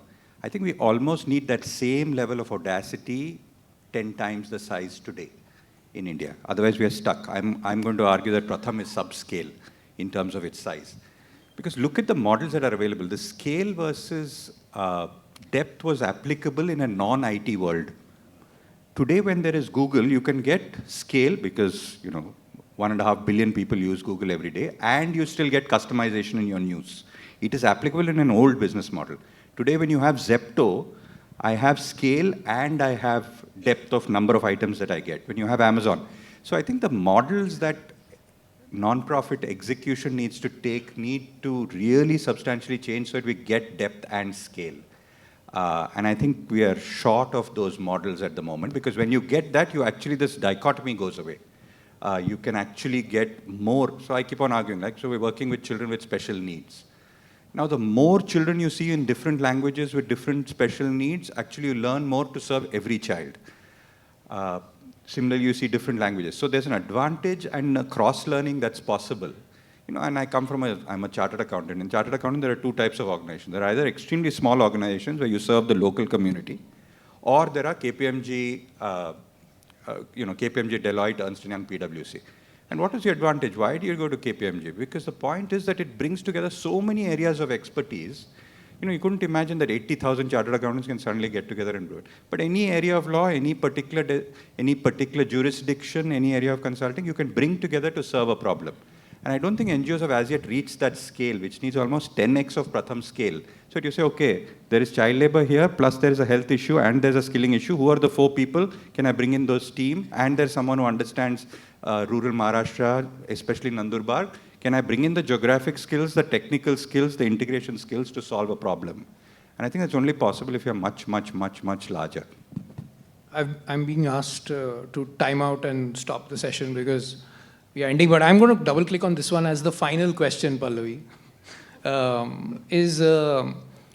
If there was anybody in the audience today who was starting Pratham, another Pratham today, and was hiring their first 3 people, what are the 3 biggest capabilities that a non-profit today needs to have to be able to operate at a 10x scale as that of Pratham and be successful at it? I am considering depth to be table stakes. So I'm going to answer this question in a reverse sort of way, and Usha reminded me of this. I think it is the community connect. The reason you can't do scale is because if you don't have community connect. I myself, when I joined Pratham, I remember I met Mr. Vagul in Chennai, then I met Ramesh from McKinsey, I met some 2-3 people from McKinsey, I met Madhav. That was not the point at which I chose to join Pratham. I went to M East Ward and I met one Balsakhi who took me around. I said, if an organization can create this type of person and 10,000 of them exist, then there is value to the country, right? So I think the crux is, are you plugged deeply into the community? And I think we've swung in this country too much towards techno-managerial solutions. And then you come with the techno-managerial and then you adapt it to the community. It has to be community upwards, and I think that is key. That is the first, I would say that's so you need that and you need the techno-managerial, right? The second part is you need the techno-managerial. But the balance between these two that you keep, that's the third group of people who keep this balance, because there's a reality of the world, there's a reality of this thing. So I think you need those 3 groups of people, and they come from different backgrounds, and if you can balance that, I think you can create an organization that's valuable to the country. Thank you so much, all of you. I think it was a pleasure. I learned a lot because I also got to spend more time with you backstage. But I think the audience also must have learned a lot. So thank you so much, everyone. Hope you guys enjoyed it. Thank you all panelists. I request all of you to stay back on the stage, and I would like to request Tukmani ma'am to come on the stage and thank our panelists.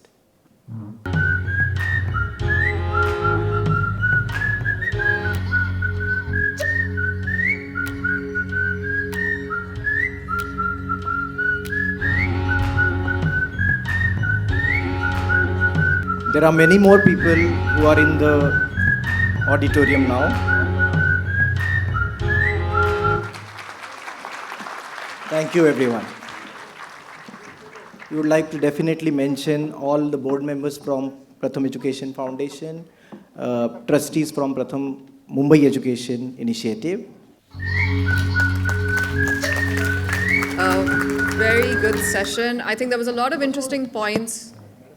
Depth versus spread. What is the appetite of risk? How do we build investments to drive innovation? I think there are many points for us to think about as we strategize for the next 30 years. आगे बढ़ने से पहले मैं ज़रूर बताना चाहूँगा कि अभी और 3 सरप्राइजेस बाकी हैं.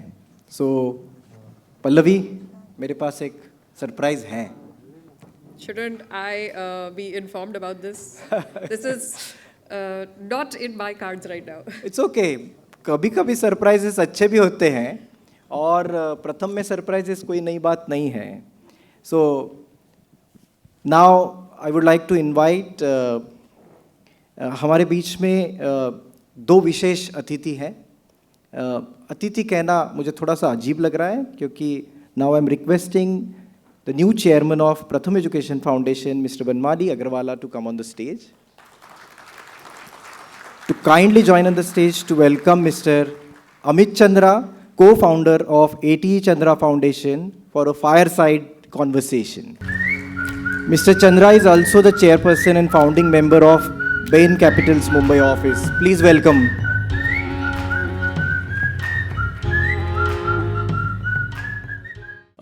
Good evening, everyone. At the outset, it's absolutely a privilege to be here. And Amit, thank you so much for joining us. And before, Amit, I turn to you, I just want to say that how overwhelmed I feel being here today. My association with Pratham, of course, is nowhere as old or as experienced as many of you. In fact, all of you are over here. It's just about 4 odd years. But the passion that I see, what we heard from the founders, the commitment, that is simply very infectious. And maybe I think you don't realize, but when you see what Pratham is doing from a bit of a distance, you are engrossed in it, you are onto it, you are out there on the field. But when you see it from a distance, just a little bit of a distance, you then appreciate what is the value, the impact, and the difference that you've made to the country. And hats off to all of you. Hearty congratulations to all of you. It's really a privilege to have Amit here with us. Amit needs no introduction. He is a very successful business executive, and of course, a very well-known and a very successful social entrepreneur as well, who's been doing many things related to philanthropy, and we'll kind of just chat about that as well. How many of you over here know Amit, have heard of him, have read about him? Many of you. Okay.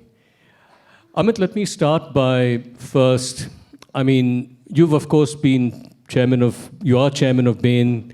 You've been associated for many years, and then you've been involved in philanthropy and giving in a very substantial way for many years now. Which is the role you like better? Banmali, thank you first of all for inviting me here today. It's a real privilege and a pleasure to be here. Pratham is one of the organizations in the sector that I've truly admired the most of many organizations I've followed. And it's not just because there's so many of my favorite people associated with it, starting from my mentor, Vagul sir, to one of my closest friends, Ajay, but Madhav, Rukmini, and now Meenakshi, and so many others, and Aditya, of course, in the middle. But I would be lacking if I didn't compliment Pratham on truly what's been an inspirational 30-year journey, and it's been an exemplar for what a lot of other organizations should be doing. So let me start with that. What do I enjoy more? I think I've actually enjoyed, I've had 4 phases of my life. I started as an engineer with Larsen & Toubro. I then went on to help build DSP Merrill Lynch into a leading investment bank, then started Bain Capital in India. And in the last phase, I've helped build Archana and my family foundation, A.T. Chandra Foundation. So I've had 4 different phases in my journey. I look at each as an opportunity to do something interesting in my life, but I would certainly say the most satisfying of these has been the current phase where I've had the privilege of really working deeply with communities and with a lot of NGOs by the work that we do at the foundation. Very selfishly, it's been extremely fulfilling. The work we do, I think, has had impact at scale. And people call it giving back. I think it's very selfish because it's given me a lot more than I think we've been able to give to it. So I encourage people, start your giving journey as early as possible. Archana and I started it the month we got married. I really disagree with the framing of learning, earning, giving. I think giving should start when you start learning. And I'm just very fortunate we started early, but this phase has truly been very satisfying. Fantastic. And Archana, thank you so much for joining us as well. We are indeed privileged to have you with us. Over, let's say, the last 30 years, I mean, Pratham, we are 30 years old. How have you changed? How have you seen the change as far as giving is concerned? Yeah. You know, I think I'll borrow a lot from what Ajay P. Ramal, frames this evolution, because I think he does a good job of it. You know, if you look at the turn of independence, we were truly socially a backward country. Life expectancy around 40 years, and every indicator, whether health, education, GDP per capita, anything you'd look at, I mean, we were right at the bottom decile of global indices. Over the last, 6 decades, a lot of investment has gone in, and I don't think necessarily the social sector can take credit for that.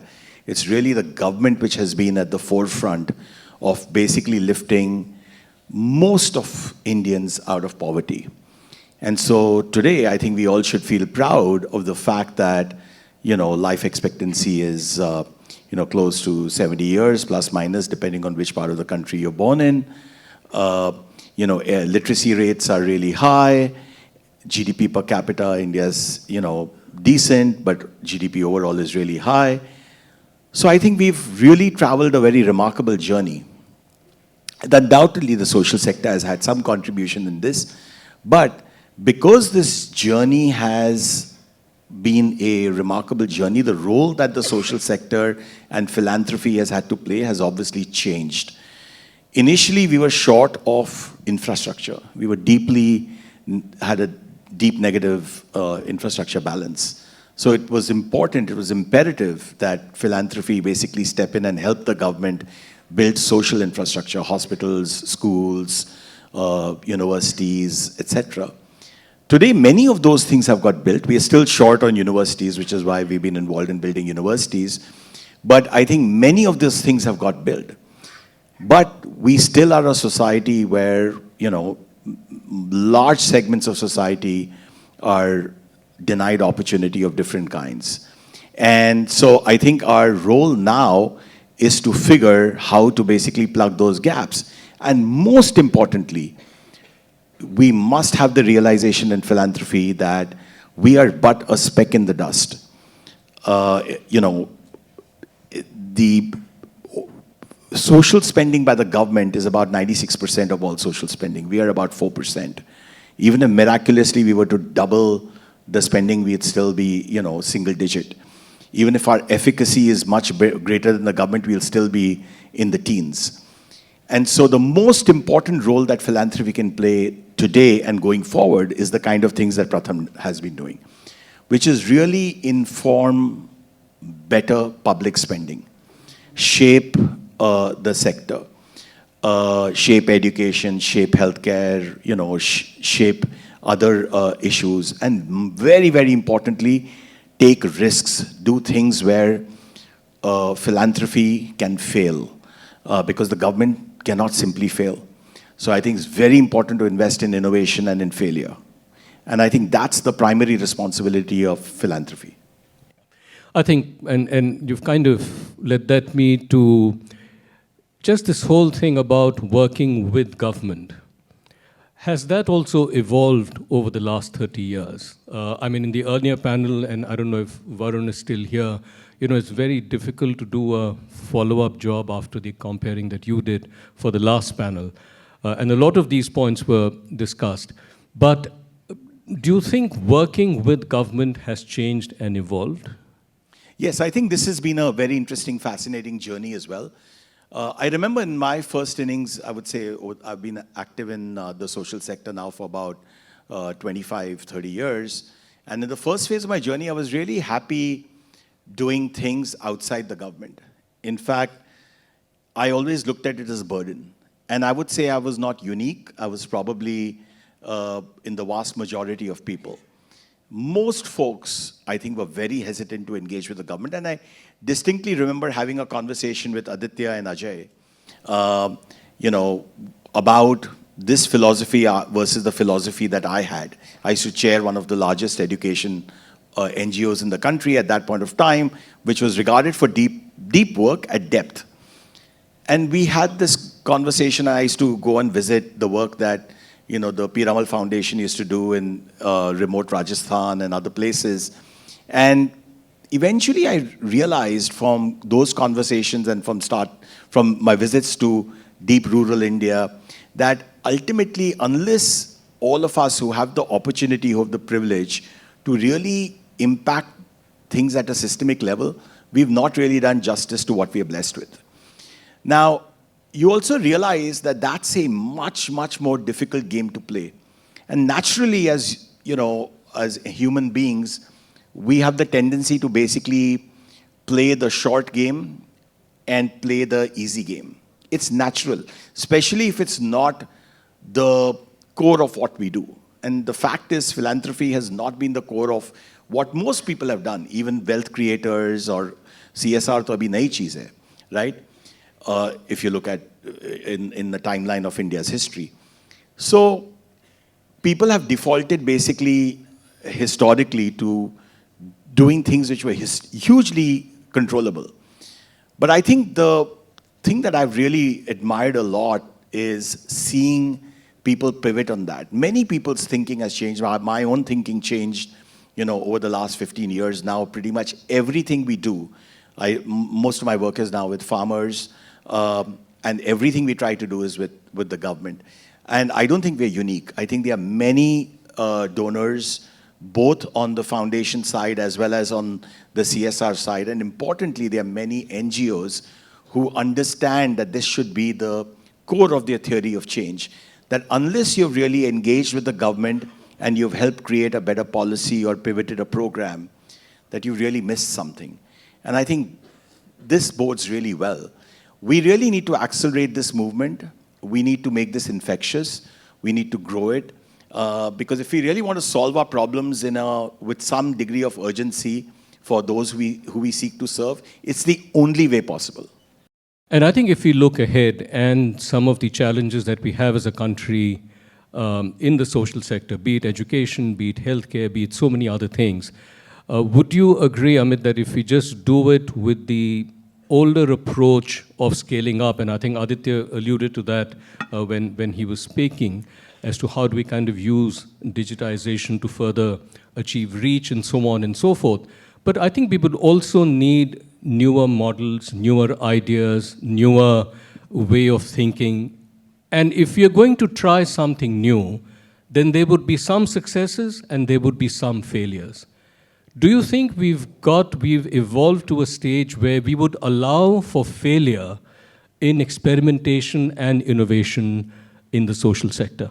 No, we haven't. And I think we haven't partly because, see, today the largest source of capital available is actually CSR. I was involved in, the evolution of the CSR Act to where it is today. And if you go and read some of what we wrote, this was a part of our design. But unfortunately, it's not been the way in which it's got implemented. Because the way it's got implemented has been quite prescriptive, and people expect to show progress reports which are largely positive. The room for showing failure, unfortunately, isn't there. And that's a pity. So the largest source of capital is actually very focused on showing steady progress. And then you basically look at the three other sources of capital. FCRA, which is foreign capital, has actually largely plateaued. So its ability to take risk overall has got somewhat muted. And then there are two other sources of capital, which is high net worth, ultra high net worth money and retail money. Retail money has, unfortunately, is actually the best source of money, if you really think about it, to take risk. It's unrestricted, etc. But it's not grown at a fast rate. If you look at the India Gives report, it's still single-digit percentage of all giving. Even giving to beggars is twice as much as we give to NGOs. In the not-for-profit sector, we haven't really captured the imagination of the retail giver to make her, understand that this is a much better way to, drive change than giving to a beggar or bribing God, right? Because those are the first two ways in which people like to, like to give at the retail level. So I think hopefully that will pivot. We are right now working on building the social stock exchange. Maybe that will enable that movement to grow. If that happens, then I think what you're saying may happen. And then when it comes to foundations, I think there are very few people who really are okay with failure. Because most executives in foundations as well, at the end of the day, want to see things succeed. It is natural human behavior. And so there is a fear of failure. And I think we need to really crack this, because at the end of the day, the only way we will be able to come up with disruptive nonlinear change is if we actually take big risks and come up with better mousetraps. And so this is one big area. In the previous panel, they talked about collaboration, critical, but I think innovation and risk-taking is the other big lever that we need to push if we want to come up with very different outcomes in the future.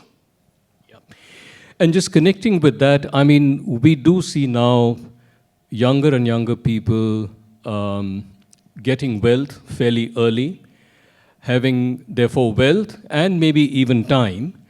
And Mr. Piramal, whom you were just referring to, I think he has this whole thing about Seva Bhav, and he keeps telling us in Pratham that, if you're working here, I mean, Seva Bhav has to be the driver. You've got to have that passion.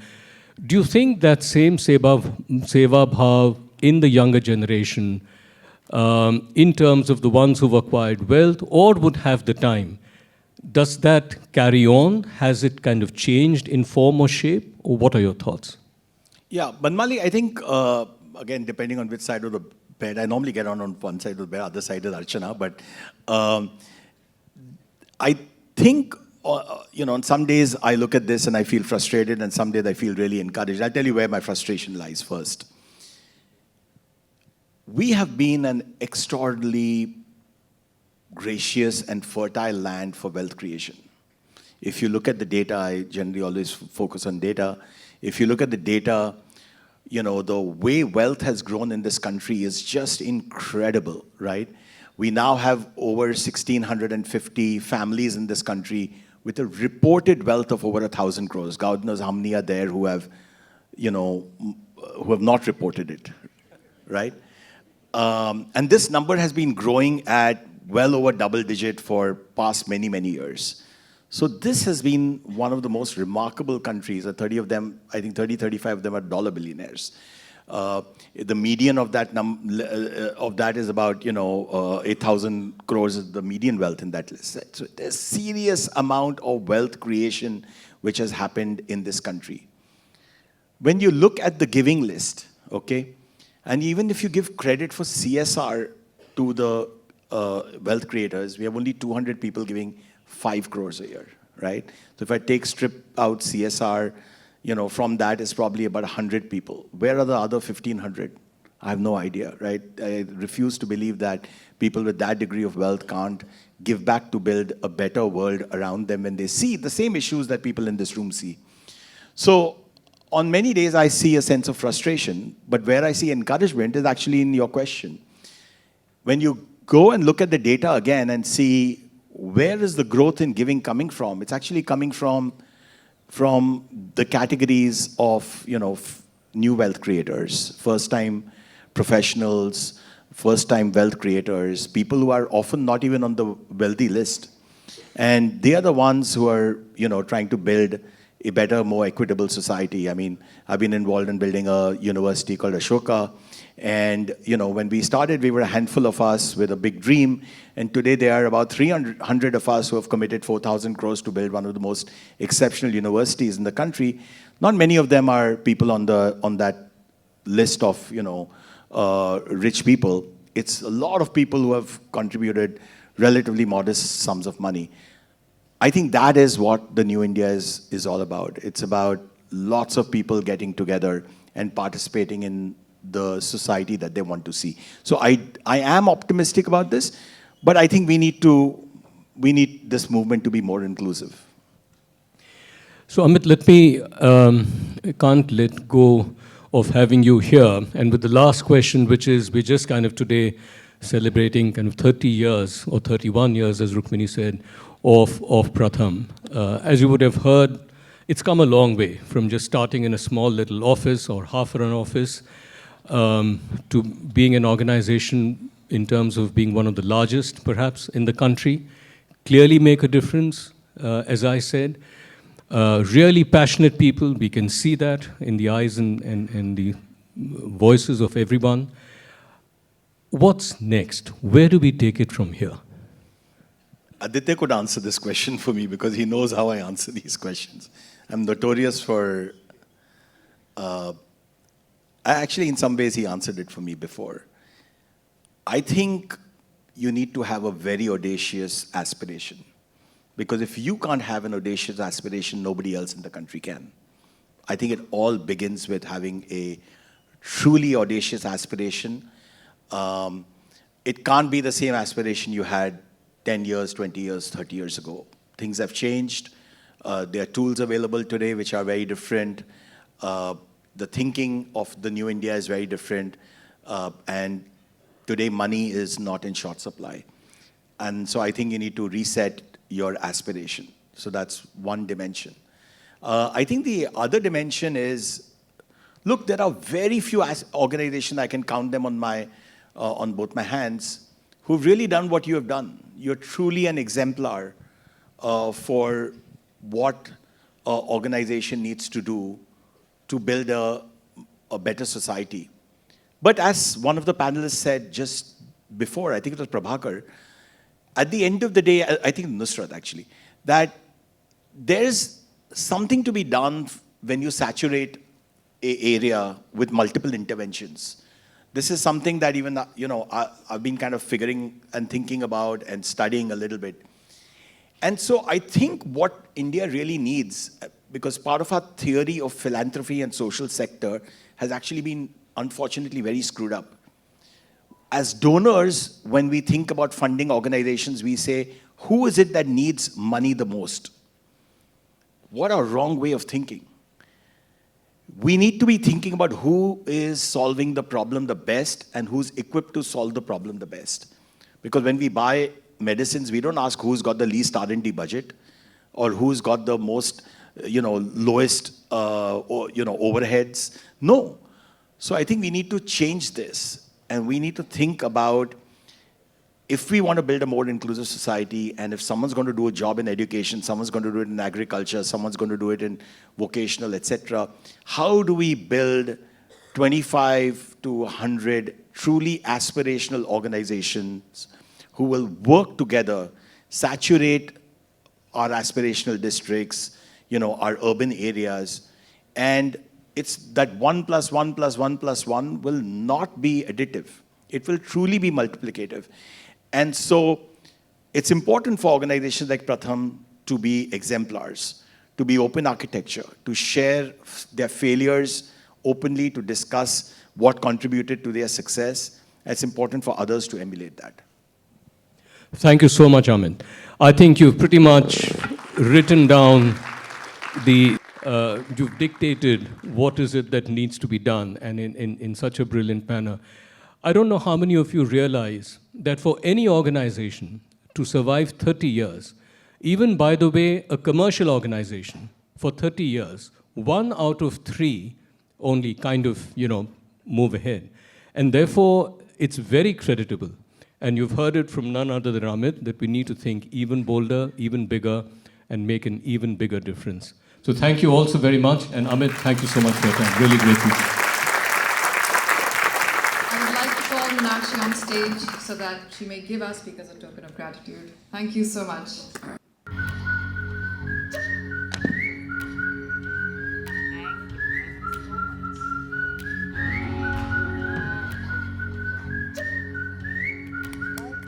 I think we have our work cut out for us, Mithil.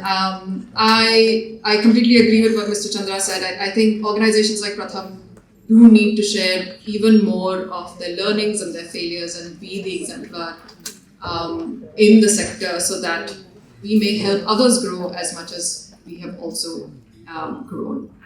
हम ये शुरू से ही जानते थे, Pallavi and everyone, कि ये जो journey है, ये अकेले चलने वाली जर्नी नहीं है. इसमें कई लोग, माधव सर ने कहा थोड़ी देर पहले कि इस जर्नी में कई लोग जुड़े हैं.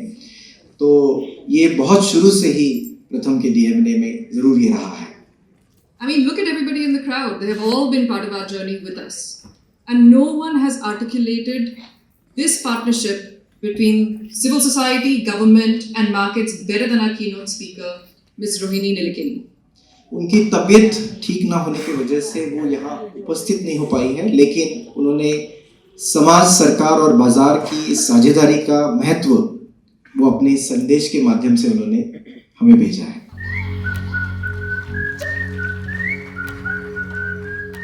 नमस्ते नमस्ते नमस्ते. प्रथम परिवार के सारे सदस्यों को मेरा हार्दिक प्रणाम. इस 30वीं सालगिरह पर सभी को हृदय से अभिनंदन. ये प्रथम. पहले तो मुझे आप सबसे माफ़ी मांगनी चाहिए कि मेरे चाहते हुए भी मैं आपके साथ आज मौजूद नहीं हो पाई. मेरी तबीयत ने मुझे धोखा दिया, क्या करें.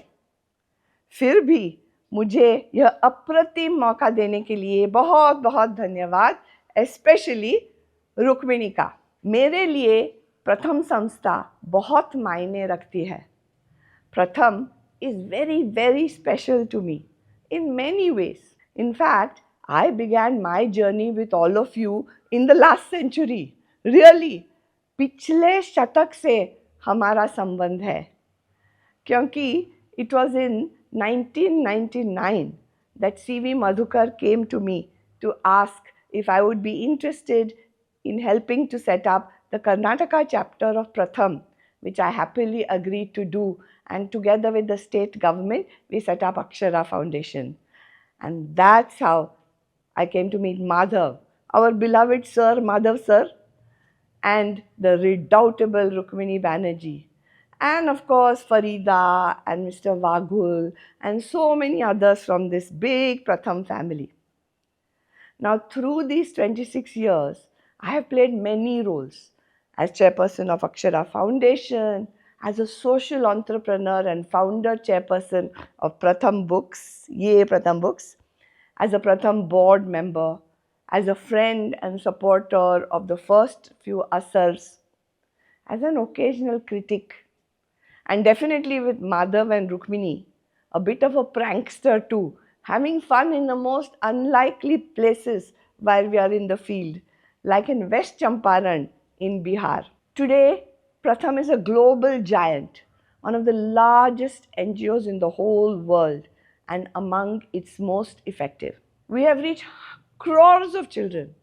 We have inspired lakhs of volunteers, to say nothing of the thousands of parents, educators, community volunteers and panchayat leaders who have journeyed with us in these 30 years. So before anything else, let's just hear everyone in the audience put their hands together and celebrate us, Pratham, the network. Hip hip hooray! Thank you. Today, 30 years later, we are older and wiser, yet we are still curious, we are still learning, we are still growing. Today, we are older and wiser, yet we are still playful, we are still tripping and falling and getting up and rising and going again. Today, we are older and wiser, but still, just like the children that we serve, we are free, we are adventurous, and we are unafraid to experiment. That is the spirit that keeps Pratham relevant today, 3 decades after the first step was taken. When I look back, I think, ये सब हुआ कैसे? How did this all come together? ये कोई आसान बात नहीं है. भारत के हर एक कोने में जाना, विद्या का विषय बढ़ाना और लाखों बच्चों की जिंदगी और भविष्य पर अपना छाप लगाना आसान नहीं है. हुआ कैसे? How did it happen? बहुत सारे कारण होंगे, लेकिन एक कारण अपनी सफलता के लिए, one reason I think for our success is that Pratham discovered the alchemy, the magic to bring Samaj, Sarkar and Bazaar into the societal mission of every child in school and learning well. First, let's take the Samaj. From the beginning, the leadership understood that they needed to themselves understand the pulse of the people to draw all of society under the umbrella of early education. They had to create a simple story that fed into the aspiration of all to see the next generation thrive. They had to showcase first the absence of learning in order to build the demand for real learning. And after a decade of going from Jhopadi to Juggi, from government school to the panchayat schools to the budget schools, going from the Gram Panchayat offices to Mantralaya, from doing tuition classes and bridge courses, preschools and in-school training, the Pratham team hit upon the amazing innovation of Asar, a simple testing tool that would allow a nation to take the pulse of its education system. I still remember the excitement and trepidation of 2005 when Asar was first rolled out around the country. We had much skepticism, we had many questions, but like the troopers that all Pratham volunteers are, we fanned out across the countryside, question papers in our hands and a new song in our hearts. Asar was truly a watershed moment in Indian education. It provided the first large-scale independent evidence that being in school did not necessarily mean learning. What a wake-up call it was for the Samaj. And the Samaj, especially parents, responded enthusiastically over the next few years, creating a quiet public movement for learning across the country, which continues till this day. With new programs, I'm told, like the Mothers Networks, like the Apna Gaon initiative, the Skills Training Institute, and much, much more. Pratham had securely won over Samaj, well and truly, to its societal mission. And it was the foot soldiers from the Samaj, from every nook and corner of this country, and indeed from the diaspora and from other parts of the world, that would keep it powered up for the next 2 decades. लाखों लोगों का योगदान है इस आंदोलन में और हमें उनके आभार मानने चाहिए. मैं तो कहूँगी कि प्रथम की ये खूबी है कि उसने समाज में शिक्षा की सरल समझ पहुँचाई और उसी समझ से आई समाज में समझदारी और उसके साथ साथ एक नई सामाजिक जिम्मेदारी भी कि ये सब हमारे बच्चे हैं, उनका भविष्य हमारे हाथ में है. So that brings us to Sarkar. Now that was a much harder win. At first the government simply dismissed Pratham. They poo-pooed Asar with all the power at their command. But it was a natural reaction. Governments that spend vast amounts of taxpayer money, your money and my money, on public services cannot afford to be seen to fail, right? So Sarkar at all levels put up walls and defenses and shields. They brought point and counterpoint and tried to push all the Asar evidence under a carpet of denial. And Pratham stayed the course through those difficult times. You know, it takes a certain ethical fiber to stand your ground when the powers that be tell you that you are wrong. Pratham found this moral fiber in its cadres. And despite the knocks, despite the fears, Pratham continued to quietly make its case to whichever champions it could find inside all levels of government. Old boy networks were activated, stories were told, and with humility and deftness, slowly but surely, Pratham began to win over the Sarkar, or at least a part of it. Because many government officials already knew the truth. Now they had the people's evidence to argue for a different approach. Remember, after all, there is a great moral undeniability in arguing that India's children need to be learning well. So, in fact, there was a synergy between the government's mandate in education and Pratham's mission, and that became more and more visible. Asar was able to put out a new diagnosis of the situation, and many minds began to apply themselves to reimagine new treatments because of that. Within a few years, Pratham had an ally at many levels of the Sarkar. I don't need to tell all of you how Pratham now works closely with many state governments in India. It advises the union government also on education policy, on matters of skills and training, and much more. And today, across the world, many countries look to Pratham's model to evaluate their own education systems and to course correct as needed. So, you had Samaj on board and Sarkar was now in partnership. That left the third part of the trifecta, बाजार. ये तीनों क्षेत्र बहुत important है.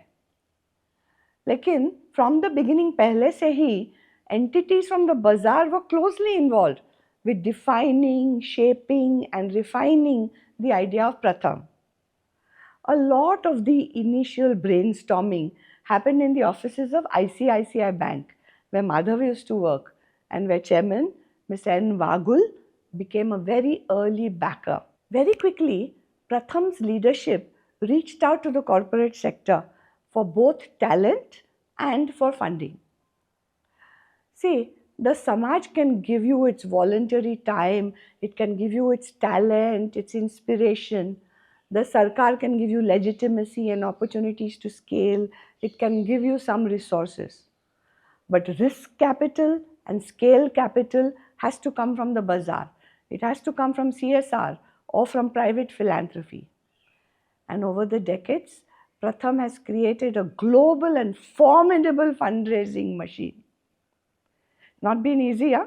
Everyone wants to hear about impact, impact, impact before opening their wallets or even their hearts. It's not enough to say that it is a public good to educate children. People want more. They want to tick off a lot of the metrics. And so, Pratham had to offer randomized evaluation, third-party assessments, interviews with parents and lots more to convince those honchos in the corner offices. But again, the beauty here is that there is complete alignment between Pratham's mission to train young citizens to learn how to learn and the needs of the corporate sector for talent, talent and more talent and better talent.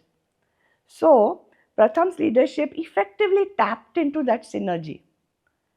And today, corporates in India and abroad are very strong partners of the Pratham movement. And indeed, they ensure that it stays viable and financially sound. I truly believe that no societal problem can be solved in isolation.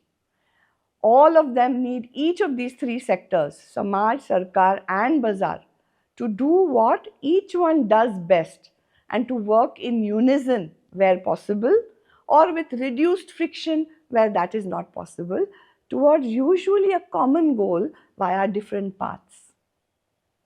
But it takes a visionary institution to achieve this cooperation, even sometimes it seems very imperfect. Now, Pratham has done all this while consistently exhibiting astonishing innovation. Just think of Taral and all the other things that Pratham keeps doing. It has shown impressive scale, 1 crore children every year, and it has achieved considerable levels of impact.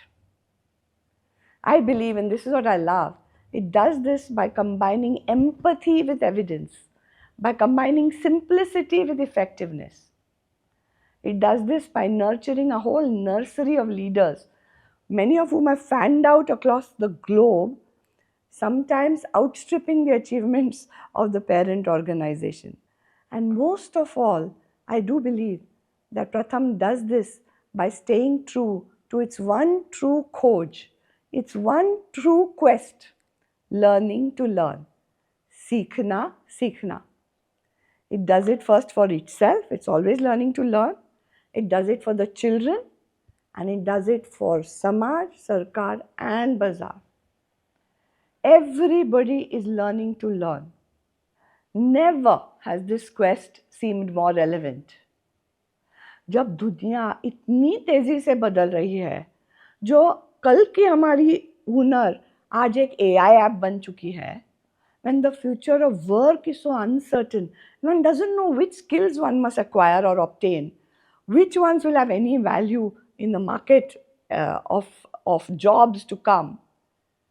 When there is so much uncertainty, what is the one thing that can stand us all in good stead? Learnability. The ability to learn continuously and to also unlearn quickly alongside. शायद यही एक निपुणता है, एक कौशल है जो हमें इस बदलाव के घाव से बचा सकेगी. सीखना सीखना, लर्निंग टू लर्न. यही रहा है प्रथम का सच्चा ध्येय और इसी में है इसकी योग्यता, इसकी प्रस्तुतता. यही रहेगी इसकी यात्रा, यही रहेगा इसका प्रयास. This is Pratham's true journey. So आखिर में let me tell all of you, I think Pratham's journey is no less romantic, no less action-packed, no less full of happy endings than a really good old Bollywood film. सोचिए तो, film का नाम होगा 30 साल बाद. जब मैं बहुत छोटी थी ना, तब एक सुपरहिट फिल्म आई थी 20 साल बाद, जिसमें विश्वजीत ने पहली टाइम हीरो का रोल किया था और उसमें थी वहीदा रहमान. हाँ जी, हमारी ही वहीदा रहमान जी, जो हमारे साथ प्रथम के काफ़ी इवेंट्स में जुड़ी है.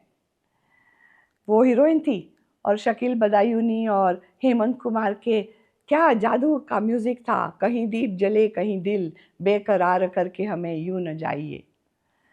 तो वो थी सुपरहिट फिल्म 20 साल बाद. हमारी प्रथम वाली 30 साल बाद भी ऐसी ही सुपरहिट हो सकती है. 30 साल बाद सब कुछ मसाले के सब इंग्रेडिएंट्स हैं हमारे पास.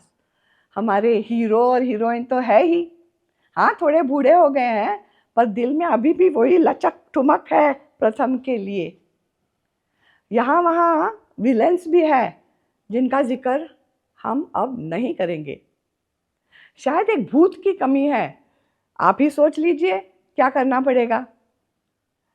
साइड कैरेक्टर्स और साइड प्लॉट्स तो हज़ारों हैं.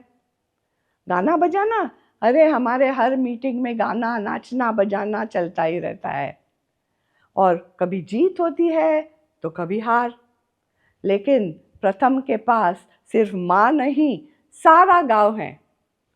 और सबसे बढ़िया प्रथम की कहानी में है लाखों करोड़ों हैप्पी एंडिंग्स जो हर एक बच्चे की आंख में झलकते हैं. सो भाइयों और बहनों, फिर भी पिक्चर अब बाकी है, क्योंकि मीनाक्षी रमेश के साथ सीक्वल की भी तैयारियां जारी है. So hold on to your seats, hold on to your tickets. Pratham at 30 too is already a box office hit.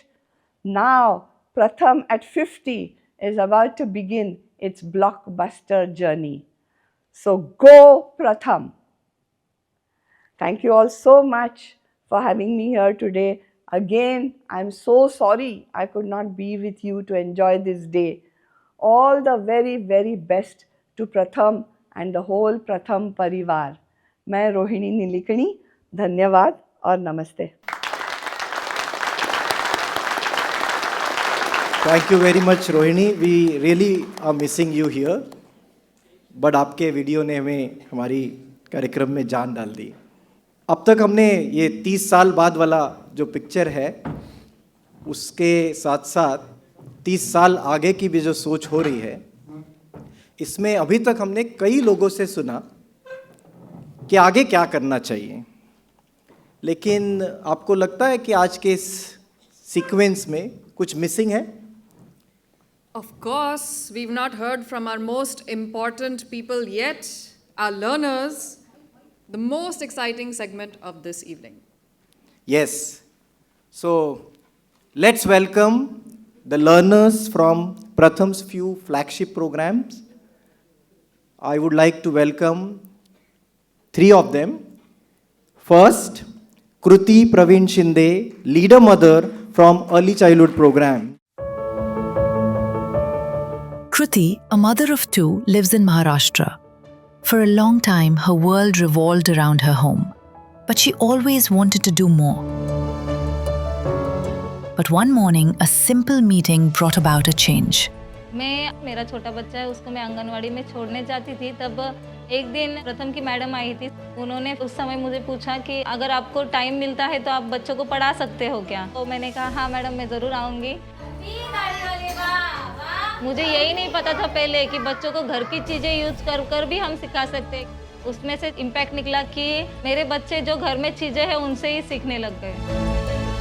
Kruti felt more mothers should know this, and with Pratham's support, she formed a mothers group in her community. देश भर की सारी mother का growth होगा तो एक अजब गजब मदर्स की क्रांति हो जाएगी।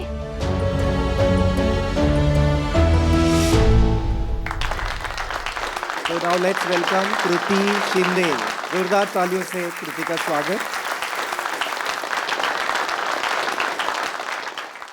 हमारे आज के दूसरे महत्वपूर्ण व्यक्ति है अरविंद भगत, our graduate from Youth and Skilling Program. Arvind, गांव हमारा चारों साइड से आप देखिए पूरा जंगल है, हमेशा काम नहीं मिलता था वहाँ पे, निराश हो जाते थे। After completing grade 12, Arvind spent a year unsure about his future. He enrolled in Pratham's drywall and false ceiling course. Drivel fall ceiling तो मैं सीखने गया तो वो तो मैं सीख गई, लेकिन ये प्रथम के ट्रेनिंग सेंटर में जो सिखाया गया था, लीडरशिप का, कम्युनिकेशन का, बेसिक इंग्लिश, बेसिक कंप्यूटर, ये चारों चीज़ों का सबसे ज़्यादा फायदा हुआ है। Arvind now works with an MNC in Mumbai. बहुत खुश हूँ, लोगों को हेल्प करने का मौका मिल रहा है। अंदर ही अंदर एक प्राउड फील हो रहा था कि मैंने कर दिखाया, अब जो मेरा सपना था वो पूरा हो गया था। But Arvind doesn't want to stop here. He has bigger dreams and is working towards them. आइए जोरदार तालियों से स्वागत करें अरविंद भगत का।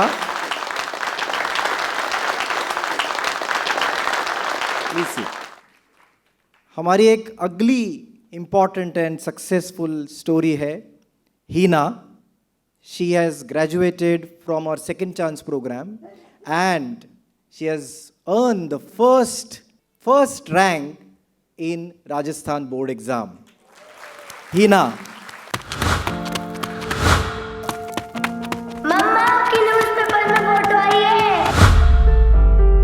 Hina is a mother of two living in Jaipur. Financial constraints forced her to drop out of school early in life. मेरे husband के जाने के बाद मैं थोड़ा माइंडली डिस्टर्ब हो गई थी, लेकिन मम्मी ने मुझे बहुत समझाया, सब कुछ खत्म नहीं हुआ है, अभी आप हो और आप कर सकते हो। Nearly 18 years after leaving school, Hina enrolled in Pratham Jamil's Second Chance program. लोगों ने यही बोला था कि इस उम्र में पढ़ के क्या ही कर लोगे आप। Hina went on to not just complete grade 10, she topped the Rajasthan State Open School Board. कभी भी रुकना नहीं चाहिए, जरूरी नहीं होता है कि जहां हम फेल हो गए वो हमारा स्टॉप है, क्या पता वो एक नई शुरुआत हो आपकी लाइफ की। Please welcome Hina and I am sure आप ये इंटरैक्शन बहुत एंजॉय करेंगे।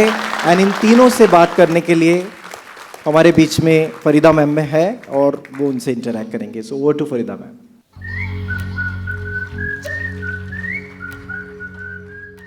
नमस्ते आप सभी को। अभी रोहिणी जी का आपने सबने वीडियो सुना और हम देख रहे थे कि रोहिणी जी बोल रही थी कि प्रथम मीन्स समाज, बाजार, ओके, और ऑफ कोर्स उस जिस समाज के बारे में बोल रहे थे उस समाज के आप बहुत ही बड़ा हिस्से हो, राइट। ये तीनों जो है वो हमारे प्रथम के फ्लैगशिप प्रोग्राम के रिप्रेजेंटेटिव्स हैं।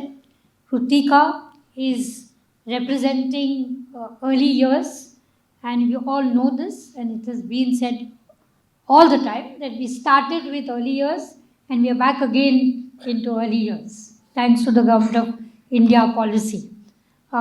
We have Arvind representing the skilling program, which has gone beyond what we actually imagined, and of course we have Hina who's representing our second chance program, about which Usha थोड़ा सा उन्होंने mention किया, और अभी तो second chance तो global भी हुआ है, तो बेसिकली हीना उसको रिप्रेजेंट कर रही है. Please bear with us because this is going to be Marathi and Hindi. English जरा हम कम बोलेंगे, राईट? तू मुंबईला आली आहेस आणि ह्या इतक्या लोकांना बघून आणि ह्या स्टेजवर काय वाटते, काय सध्या काय वाटते तुला? मला असं वाटतंय की मी सेलिब्रिटी झाली आहे, असं म्हणजे आतून असं फील होतंय की सच में बादल पे पाव है असं वाटतंय. असं वाटतंय? हो नक्कीच. या सर्वांना बघून तुला वाटतं की मी सेलिब्रिटी आहे? हो नक्कीच, म्हणजे अशी ग्रँड एंट्री, माझं क्लिप या म्हणजे बादल पे आसमान में हुई आज मैं यार. असं तू कधी इमॅजिन केलं नव्हतं, राईट? नाही नाही कधीच नाही. But you are a celebrity, all of you are celebrity. Thank you.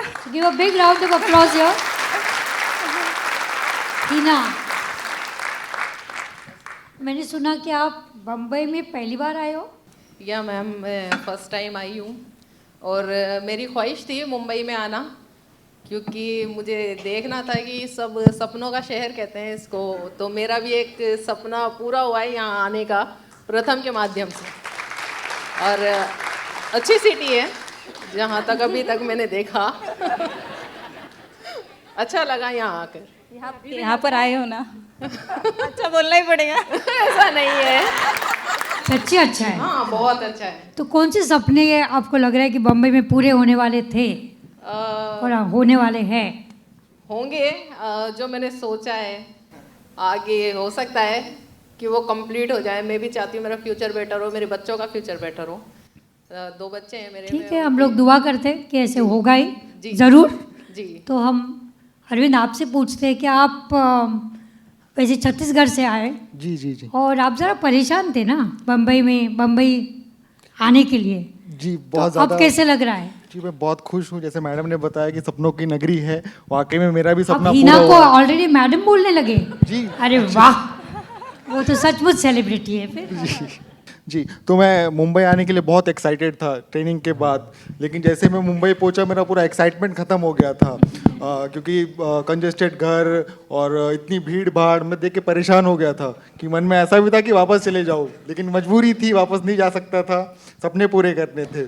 और जैसे कि मुंबई को बोला जाता है सपनों की नगरी है, और मेरा सपना पूरा हुआ आज, और मैं आज यहाँ बैठा हूँ. सो अब सही मायने से सभी लोग सेलिब्रिटी है. हम थोड़ा सा आपके अलग अलग जो आपने चीज़ें की हैं, आप जिस मुल्क से आ रहे हैं उसके बारे में थोड़ा सा हम बात करेंगे. कृतिका, तुम्ही म्हणजे तुझं गाव टिटवाळ्याच्या जवळ आहे, राईट? मी छोट्याशा आणि गावातून आहे. त्या गावाचं वर्णन आणि तू तिथे कोण आहेस हे जरा आम्हाला सांग. माझं एक छोटंसं गाव आहे, 2,500 लोकांचं लोकसंख्या आहे आमच्या गावाची.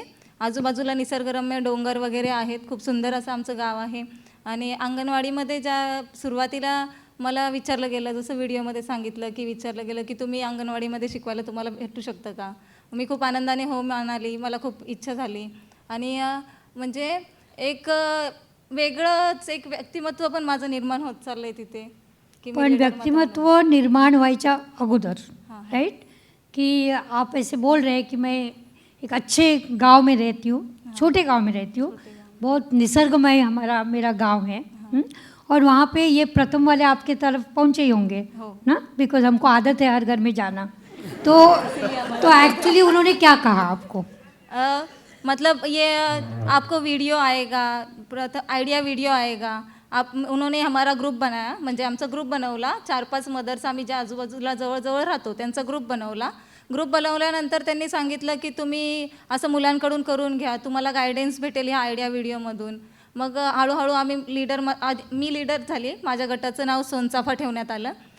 सोनचाफा हे फूल हे झाड कसं कोणत्याही वातावरणामध्ये उगतं, झाड होतं त्याचं चांगलं. मग आमची इच्छा आहे की आमच्या मुलांचं पण तसं कोणत्याही क्लायमेटमध्ये कोणत्याही परिस्थितीमध्ये त्यांनी सफर करावं आणि पुढे उंच जावं, म्हणून आम्ही मग जरा तुला थोडंसं रोखते मी. ओके, आत्ता तू म्हणालीस की मी लीडर झाले, असं लीडर पण होतात का? नाही, तर कोणतरी करतं तुम्हाला लीडर, हा एक प्रश्न आहे माझा. ओके, आणि दूसरा जब हम बोल रहे कि आप मुझे कल बोल रहे थे कि हमेशा हमको सब चीज़ों में माँ ही बोलते हैं कि माँ को ही आना चाहिए. तो जरा उसके बारे में बताओगे सबको. प्रत्येक वेळेस ज्यावेळेस मूल काही करतं किंवा चुकतं किंवा काही होतं तर कोणाला बोलतात? मम्मीला बोलतात सरळ, तुझ्यामुळेच केलं असेल, तू सांगते म्हणून तो तसं करतो. पण मग माझं मत असं की जर प्रत्येक गोष्टीमध्ये जर आईचंच नाव पुढं असतं तर मग मुलांच्या शिक्षणात का आईचं नाव मागं असायला पाहिजे? तिथे सुद्धा आईचंच नाव पुढं असलं पाहिजे. म्हणून ते कसं पहिला गुरु मुलाचा कोण असतो? आई असते. म्हणून याची सुरुवात आईपासूनच व्हावी याची जाणीव मला झाली. पण ते बिचारे वडील मग काहीच नाही करत ना. करतात असं सगळ्या गोष्टी जर मदर्स करने लगे तो फिर वो पिताजी कुछ नहीं करते, सिर्फ कमा के लाते. वो भी कभी कभी नहीं. थोड़ी मदद करतात ना. कधी मी मीटिंगला गेले तर ते पण घरात ॲडजस्ट करतात ना. तो मुझे ज़रा हीना के पास आना है. हीना, आप आपके वीडियो में भी बता चुके कि आपके मियाँ कोविड के टाइम गुजर गए और ये बहुत बड़ा सदमा था आपके लिए. उसके बारे में थोड़ा सा आप बता सकते हो कि क्या उसके बाद क्या हुआ आपके लाइफ में? मेरे हस्बैंड के जाने के बाद में सारी रिस्पॉन्सिबिलिटीज़ मेरे ऊपर आ गई थी. तो मैं थोड़ा डिस्टर्ब हो गई थी उस चीज़ से कि मैं कैसे मैनेज करूँगी उन चीज़ों को. और ऐसा लगा था लाइफ ख़त्म हो गई है अब जैसे. ठीक है. फिर उसके बाद में मम्मी ने थोड़ा मुझे समझाया कि आप हो अपने बच्चों के लिए और आपको उनके लिए सब कुछ करना है तो आपको ही स्ट्रॉन्ग होना पड़ेगा. तो मैंने वो चीज़ को फोकस किया और जो चीज़ें हो चुकी हैं उनको हम चेंज नहीं कर सकते हैं. तो जो बाकी हमारी लाइफ बची है उसको बदलने के लिए मैंने ये डिसीज़न लिया कि मैं अपनी आगे की पढ़ाई कंटिन्यू करूँगी. तो मैंने प्रथम के माध्यम से ये पढ़ाई मेरी फिर से स्टार्ट की 18 साल के एक लंबे गैप के बाद. तो जब आपके पति गुजर गए जी, तभी आप कोई जॉब नहीं कर रहे थे ना. उस वक्त मैं कोई जॉब नहीं कर रही और थी. अब शादी के पहले आपने स्कूल छोड़ दी थी. जी, बराबर. हाँ, छोड़ दी. तो कम से कम 18 साल के बाद आपने फिर सेकंड चांस में प्रवेश लिया. जी जी, हाँ. तो ये जब आपने प्रवेश लिया और वहाँ पे भी प्रथम वाले पहुँचे ही है. हाँ, बिल्कुल. राइट. तो जब इस सेकंड चांस का आपको बोला गया तो मोहल्ले में या गांव में क्या बोला गया? क्योंकि मैं बहुत सुनती हूँ कि लड़कियों ने क्यों सीखना चाहिए. हाँ. और मोहल्ले वाले काफ़ी ताने देते हैं. तो आपके साथ भी ऐसी कुछ हुआ? हाँ, सेम चीज़ें होती हैं क्योंकि लोग बोलना नहीं छोड़ते हैं. उन्हें ये लगता है कि 2 बच्चों की माँ ये क्या करेगी पढ़ के, क्यों निकलना है घर से बाहर, इनको बहाना चाहिए घर से बाहर निकलने का. तो लेकिन उन लोगों की बात को मैंने थोड़ा अवॉइड किया कि ये लोग है ही नहीं, इस दुनिया में नहीं है, मुझे इनसे मतलब नहीं है कुछ भी. ओके. हाँ. क्योंकि मेरा जो फ्यूचर है वो मेरे हाथ में और मुझे ही उसको बेटर करना था और उसके लिए मुझे ही वर्क करना था. तो उन लोगों की बातों पे मुझे क्यों ध्यान देना है. बराबर. तो मैंने ये अपना जो भी था कंटिन्यू रखा और अपना जो गोल सेट किया हुआ था लाइफ में सिर्फ उसी पे फोकस किया. तो ज़रा हम आपको रोकते हैं बिकॉज हमारे जो अरविंद है उनको ज़रा सा लगेगा कि सिर्फ महिलाओं की चर्चा चल रही है. तो अरविंद आप आइए सामने और आप बोलिए कि आप छत्तीसगढ़ से यहाँ पे आए और अभी आप जॉब कर रहे हो. जी. और काफ़ी अच्छा चल रहा है आपका. तो थोड़ा सा उस सफ़र के बारे में आप बोलिए. जी, मैं सबसे पहले बताना चाहूँगा कि मैं छत्तीसगढ़ से हूँ. छत्तीसगढ़ से जशपुर डिस्ट्रिक्ट. जशपुर डिस्ट्रिक्ट से करीब 12 किलोमीटर मेरा गांव है. मेरे गांव में करीब 50-55 फैमिलीज रहती है. छोटा सा गांव है, आजू बाजू जंगल है, खेत है, वहीं हम लोग रहते हैं. खेती बाड़ी से गुजारा हो जाता था. बहुत सारे शेर भी रहते हैं. जी, शेर तो नहीं बट जानवर काफ़ी है तो उनसे हमारा कुछ. तो मुंबई वाले के जैसे डरते नहीं आप? जी, डरते नहीं. उनकी और हमारी आपस में बनती है क्योंकि हाँ, वो भी जंगल के बीच में ही रहते हैं, हम भी रहते हैं, इसीलिए. जी. तो मैंने 12th तक पढ़ाई की थी. 12th के बाद मैंने स्कूल छोड़ दिया था. करीब 1 साल का गैप था. मैं पापा के साथ खेती करता था. तो इस बीच मैंने सोचा था कि मैं भी बाहर जाऊंगा कमाने. तो मेरे गांव के जो लोग थे वो काफ़ी सारे लोग गोवा जाते थे काम करने. वो ये काम करते थे कि वहाँ पे जाके मछली पकड़ने जाया करते थे. तो मैंने भी डिसाइड किया कि मैं भी जाऊँ उनके साथ में क्योंकि मुझे कुछ पता नहीं था बाहर के बारे में कि कहाँ मुझे रोज़गार मिलेगा, कहाँ अच्छा पैसा मिलेगा. तो मैंने भी जैसे गांव के लोग जाते थे, मैं सोचा कि मैं भी यही फॉलो करता हूँ। तो कहीं ना कहीं मेरे मन में डर था। मैंने उसके बारे में जानकारी ली थी कि कैसे काम होता है। तो पता चला कि वो बोट में मछली पकड़ने जाते हैं, 1 हफ्ता 2 हफ्ता वो बोट में ही रहते हैं, वहीं पे रहना, वहीं पे खाना। तो कहीं ना कहीं डर था। तो मुझे प्रथम के ट्रेनिंग सेंटर के बारे में एक हमारे गांव में एक गवर्नमेंट टीचर थे, उन्होंने बताया, वो महान आदमी है, उनका बेटा अकेले नहीं जा रहा था, तो उन्होंने मुझे भी बताया कि उनका बेटे को कंपनी मिले। तो मैं भी साथ में चले गया। आप डिफॉल्ट से आए प्रथम के सेंटर में? जी जी, ओके। तो इस प्रकार मैं ट्रेनिंग सेंटर पहुंचा, मैंने ट्रेनिंग ली, और ट्रेनिंग के दौरान जब मैं गांव से निकला था, मुझे गांव वालों ने बोला कि ये 420 भी होता है, लोग बम्बई दिल्ली ले जाके बेच देते हैं, बच्चों आपको भी बेचेंगे। हाँ जी, लेकिन ये सही है कि मानवीय तस्करी जो बात आप कर रहे थे, या बच्चों को जो बेचना है, वो हम लोग खुद उसके बारे में बहुत सारा काम करते हैं। आपके वजह से काफी लोग डरे हुए भी हैं। हाँ, तो वो सच बात है, लेकिन उस पर आप फंसे नहीं। अच्छा है, इसीलिए आप यहाँ हैं। मन में थी शंका, तो लेकिन मैं डरा नहीं, क्योंकि मुझे पैसों की जरूरत थी, रोजगार चाहिए था। तो मैं तुरंत एडमिशन लिया। एडमिशन लेने के बाद फिर मैंने प्रथम के बारे में, मोबाइल था सबके पास उस टाइम पे, मेरे पास भी था, मैंने गूगल किया, पता चला 1995 से है, आपके बारे में पता किया, फिर सेंट गोविंद जी ब्रॉक के बारे में पता किया। तो लोग सब सही थे, ऐसा लगा? जी जी जी, इतने सालों से कर रहे हैं तो कहीं ना कहीं सही है, मुझे बेचेंगे नहीं।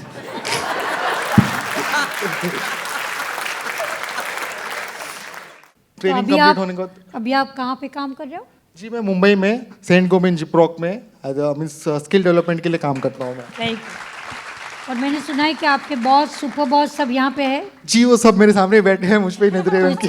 It's a big moment of pride for all of us. Thank you so much.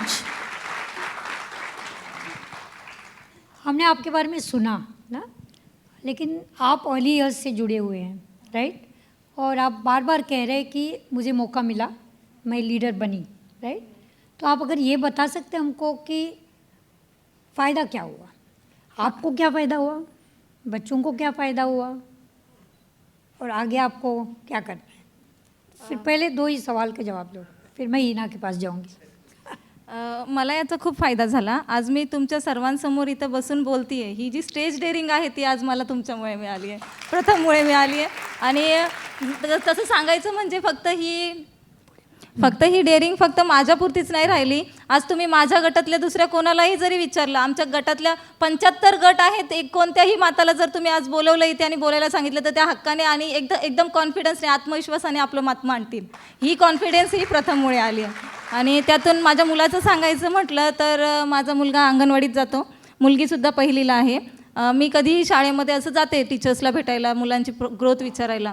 पहिले एवढा मला पॉझिटिव्ह रिस्पॉन्स येत नव्हता, पण जेव्हापासून आयडिया व्हिडिओज आले, मी थोडी मेहनत घेतली, मी त्यांचं फॉलोअप घेतलं, आयडिया व्हिडिओसारखं आम्ही करायला लागलो, तर आमच्या सगळ्यांचं म्हणजे पूर्ण मदतचं असं मत आहे की आज त्या आयडिया व्हिडिओमुळे आमच्या मुलांची खूप वाह कौतुक आम्हाला ऐकायला मिळतंय। शाळेत गेल्यानंतर मॅडम म्हणतात, खरंच कृतीताई तुमचा मुलगा खूप छान करतोय, मुलगी खूप छान करतोय। मग ही ग्रोथ जी, आणि दुसरे जे माझ्या आता आयडिया व्हिडिओज फक्त माझ्याकडेच येतात ना, माझ्याकडे जर आल्या की मग मी माझ्या फ्रेंड्स ग्रुपला पाठवते, माझ्या रिलेटिव्सला पाठवते, फॅमिली मेंबर्सला, आमचे जे ग्रुप आहेत माझ्या व्हॉट्सअपमध्ये, मी बचत गटांमध्ये त्यांच्यामध्ये पण पाठवून देते की घ्या करा, म्हणजे फायदा घ्या। आणि फिरून नंतर तोच व्हिडिओ माझ्याकडे येतो, कृती आहे बघ, कर बघ, असं कर, छान होईल।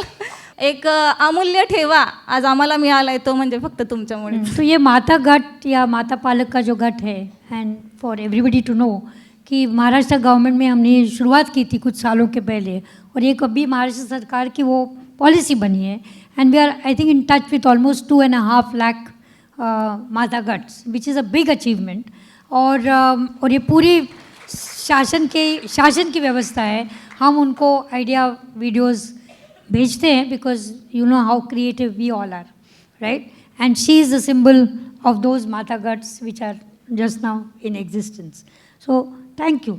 हिना, आप बोल रहे हैं कि आप सेकंड चांस में एडमिशन लिए, और आपने एकदम सिक्सर मारे कि आप एकदम फर्स्ट आए, राइट? जी। तो मुझे आप कल बोल रहे थे कि अम्मी आपकी बहुत खुश नहीं थी पहले, शादी के पहले आपको कुछ नाम भी रखती थी वो? ज़ीरो।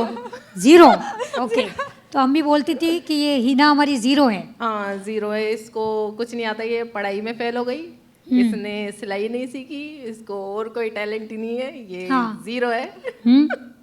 तो वो जो ज़ीरो था ना, उस ज़ीरो के आगे मेरे को 1 and 00 100 उसे 100 करना था, तो 0 से 100। तो अभी ऐसे ही सुना है आपने कि अम्मी जब दूसरे किसी से बात करती है तो बहुत गुरूर है कि मेरी बेटी ने ऐसा किया, ऐसे सुनाई दे रहा है? बिल्कुल, वो प्राउड फील करती हैं इस बात पे। हाँ। और सबको बोलती हैं कि मेरी बेटी ने टॉप किया है, और पेपर में फोटो आया उसका। फोटो आया? या पेपर में फोटो आया, और उन्होंने वो पेपर वाले से मंगवाया भी वो पेपर कि आप मुझे वो पेपर ला के देना जिसमें मेरी बेटी का फोटो आया है। Very good. तो अरविंद, आपसे अगर मैं पूछूं कि आपने अभी ये जॉब तो आपके पास है, राइट, लेकिन मैंने ऐसे भी सुना है कि आप और भी कुछ कोर्स कर रहे हो, उसके बारे में कुछ बताओगे? और ये पूरी जर्नी जो है, सफ़र है आपकी, उससे घर वालों के साथ या घर वालों पे क्या असर हुआ है? फैमिली में कुछ फ़र्क हुआ है क्या? जी, सबसे पहले तो मैंने मेरा एक कच्चा मकान था, तो कच्चे मकान से मैंने अपने पेरेंट्स को, मम्मी पापा को एक पक्का मकान दिया, जो भी मैंने कमाया उससे, तो जिससे उनकी लाइफ थोड़ी इजी हो गई, वरना बहुत मुश्किल था। फिर अभी मैं काम के साथ साथ पढ़ाई भी कर रहा हूँ, मैं BBA कर रहा हूँ ह्यूमन रिसोर्स मैनेजमेंट से। वाओ। तो पढ़ाई भी और काम भी। तो ह्यूमन रिसोर्स मैनेजमेंट ही क्यों लिया आपने? क्योंकि मेरे जो बॉस है यहाँ प्रेजेंट हैं, उन्होंने मुझे सजेशन दिया था। बॉस ने गाइड की है? हाँ, बराबर। हाँ, कि एक्चुअली मैं स्किल डेवलपमेंट के लिए काम करता हूँ। मीन्स हम लोग क्या करते हैं, ट्रेनिंग देते हैं, ट्रेनिंग के बाद जो बच्चे होते हैं उनको हम कंस्ट्रक्शन साइट्स पे प्लेसमेंट देते हैं। हाँ। तो जो उनके जो राइट्स हैं, उनके वेलफेयर, हेल्थ पॉलिसीज़ या फिर उनके लॉस, जैसे कि फॉर एग्जांपल अगर उनको कोई PF विड्रॉ करना है तो वो लोग एजेंट के पास जाते हैं, तो एजेंट क्या करता है, उनसे कुछ पैसे मांगता है, तो क्यों ना हम उनको पहले ही ये सब चीज़ें बता दें कि ये आपके मोबाइल से भी हो सकता है करके। तो ये सब चीज़ें मुझे पहले जानना पड़ेगा, तब मैं उनको बता सकता हूँ। तो मेरे बॉस का ऐसा सजेशन था। तो आप एक तरफ आप कमाई कर रहे हो और एक तरफ आप शिक्षा भी कर रहे हो, और ये हम लोग यही सोच रहे हैं और हम देख रहे हैं कि हम बच्चों को पढ़ाएंगे, सेकंड चांस में भी हम लोग पढ़ाएंगे, लेकिन उसमें उस पढ़ाई का और एक कनेक्शन हम कमाई पे भी लाते हैं। तो मुझे लगता है हिना, आप भी कुछ कर रहे हो? जी, मैं LIC उसमें बीमा सखी एजेंट हूँ। बीमा सखी एजेंट हो? ओके। LIC में जी, तो उसके थ्रू मैं काम कर रही हूँ अभी। तो बहुत हर घर में जाना पड़ता है? जाना पड़ता है, लोगों से बात करनी पड़ती है, उन्हें कन्विंस करना पड़ता है पॉलिसी करने के लिए। तो ये भी मुझे प्रथम के माध्यम से ही पता चला था, और वहीं से मैंने स्टार्ट किया। तो अभी आप आगे सीखने वाले हो? हाँ जी, मैं सीखना अब छोड़ने वाली नहीं हूँ, क्योंकि सीखने की कोई एज नहीं होती है। जब तक आप चाहें तब तक सीखें, और सीखना बहुत अच्छा है, उससे हमारी ही ग्रोथ होती है और बहुत कुछ चीज़ें नई सीखने को मिलती है, जो हम अपने आगे भी दे सकते हैं, सिखा सकते हैं आगे आने वाली पीढ़ियों को। तो आपको ऐसे नहीं लगता कि सीखने में कुछ उम्र है? नहीं, कोई उम्र नहीं है सीखने कुछ बैरियर नहीं है? कोई बैरियर नहीं है। ये सब हमारी मन की बातें होती हैं, अगर हम सोच लें तो कोई भी चीज़ ऐसी नहीं है जो हम नहीं कर सकते हैं। बहुत खूप. तुमको एक पूछणं आहे कृतिका की तुम्ही स्वतःबद्दल बोललात, गावाबद्दल बोललात आणि तू म्हणालीस की आमच्या गावात 75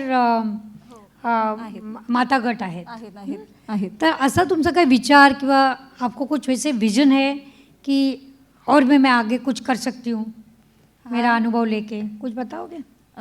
आता तसं बघायला गेलं तर प्रथम संस्था आमच्या गावात कायम काम करेल याचं मी सांगू शकत नाही ना. नको आहे ना, आम्ही कायम नको आहेत तुम्हाला. असं काही नाही, माझं मत आहे की तुम्ही अजून दुसऱ्यांचा पण विकास करा, आमचा केला तुम्ही. दिस इज ये इसको हम एम्पावरमेंट बोलते हैं कि हम लोग बोल रहे हैं अभी आप बस करो, हमको अपने आप पे छोड़ो, आप दूसरी कहीं जाओ. So that is empowerment. माझं तेच मत आहे. आता आम्हाला तुम्ही सुधरवलं ना, मग अजून दुसरे पण मोठे करा ना, असं माझं मत. जागतिक विकास करा. मग मी असं म्हणते की 75 मातांची जर लीडर माता जर ठरवायचं असेल तर मग मी आज त्या पदावर जाऊ इच्छिते की 75 लीडर मातांना लीड करायचं जी आनंद आहे आणि ते जे एक हे आहे, एक प्राईज अवॉर्ड भेटल्यासारखं मला वाटेल. Very good. आपण म्हणतो की मुलगी शिकली प्रगती झाली, तर माझं असं मत आहे, जर कुटुंबातली आई शिकली तर कुटुंबाची प्रगती होते. जर कुटुंबाची प्रगती झाली तेच म्हणजे आपल्या गावाची प्रगती होते. गावाचा विकास, शहराचा विकास. माझं असं मत आहे, जर असं करून जर आपण देशाचा विकास केला तर पूर्ण जागतिक विकास करायची जी हिंमत आहे, त्याचे गट्स आहेत, ते फक्त एका आईमध्येच आहेत. आणि आईने जर ठरवलं तर ती पूर्ण जगाचा विकास करू शकते, एक वेगळी क्रांती घडवून आणू शकते. Oh wow. So I think that is where we are कि हमको एक शिक्षण की क्रांति लेना है, और वो भी हम माता के गटों के साथ करना चाह रहे हैं, और उसका मैं यहाँ पे सपना पूरा होते देख रही हूँ. लेकिन मुझे लगता है अरविंद ज़रा नाराज़ है. नहीं कि अरविंद शायद नाराज़ है बिकॉज उनको लग रहा है कि सिर्फ माताओं के बारे में बात कर रहे हैं, हम लोग भी कुछ करते हैं ना, बराबर. फर्स्ट. तो मुझे लगता है आप भी आपके गांव के बारे में या पिताजी के बारे में आप कुछ बोलना चाह रहे हो. जी, छोटा सा किस्सा सुनाऊंगा मेरे पिताजी. जरूर, छोटा सा नहीं, ज़रा अच्छे से सुनाओ. क्योंकि सबसे ज़्यादा खुश वही हैं, उनको पता है मैं क्या काम करता हूँ. तो जैसे प्रथम किसी को नहीं छोड़ती है, मेरे पापा भी किसी को नहीं छोड़ते, मौका मिलता है तो वो बता देते हैं तो मेरे बारे में कि मैं क्या करता हूँ. तो एक गांव में एक आइसक्रीम वाला आया था, वो करीब 12 किलोमीटर दूर से आया था. धूप थी, उसके पास साइकिल थी, पीछे आइसक्रीम का डब्बा था, वो पसीने से लथपथ था. तो पापा ने उसको बुलाया, भाई इधर आ करके. तो कितना कमा लेते हो? वो बोला कि 300 से 400 रुपये. तो उसने बोला कि तुम अपना टाइम वेस्ट कर रहे हो, तो तुम मेरे बेटे से बात करो, वो आपको अच्छी चीज़ बताएगा. तो उन्होंने मेरे को फ़ोन किया, मैं फ़ोन नहीं उठाया, सेकंड टाइम फिर किया. तो मैं बोला पापा थोड़ा बिज़ी हूँ मैं. तो बोला तेरा तो ये काम है, तू कहाँ बिज़ी है करके. तो फिर मैंने उनको बोला कि ठीक है बात कराओ. तो उन्होंने आइसक्रीम वाले से बात कराया.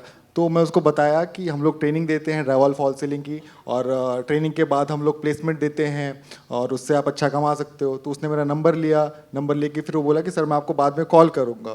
तो मेरे पापा को जहाँ भी मौका मिलता है, जहाँ भी ऐसे लोग मिलते हैं, वो बताना चालू कर देते हैं.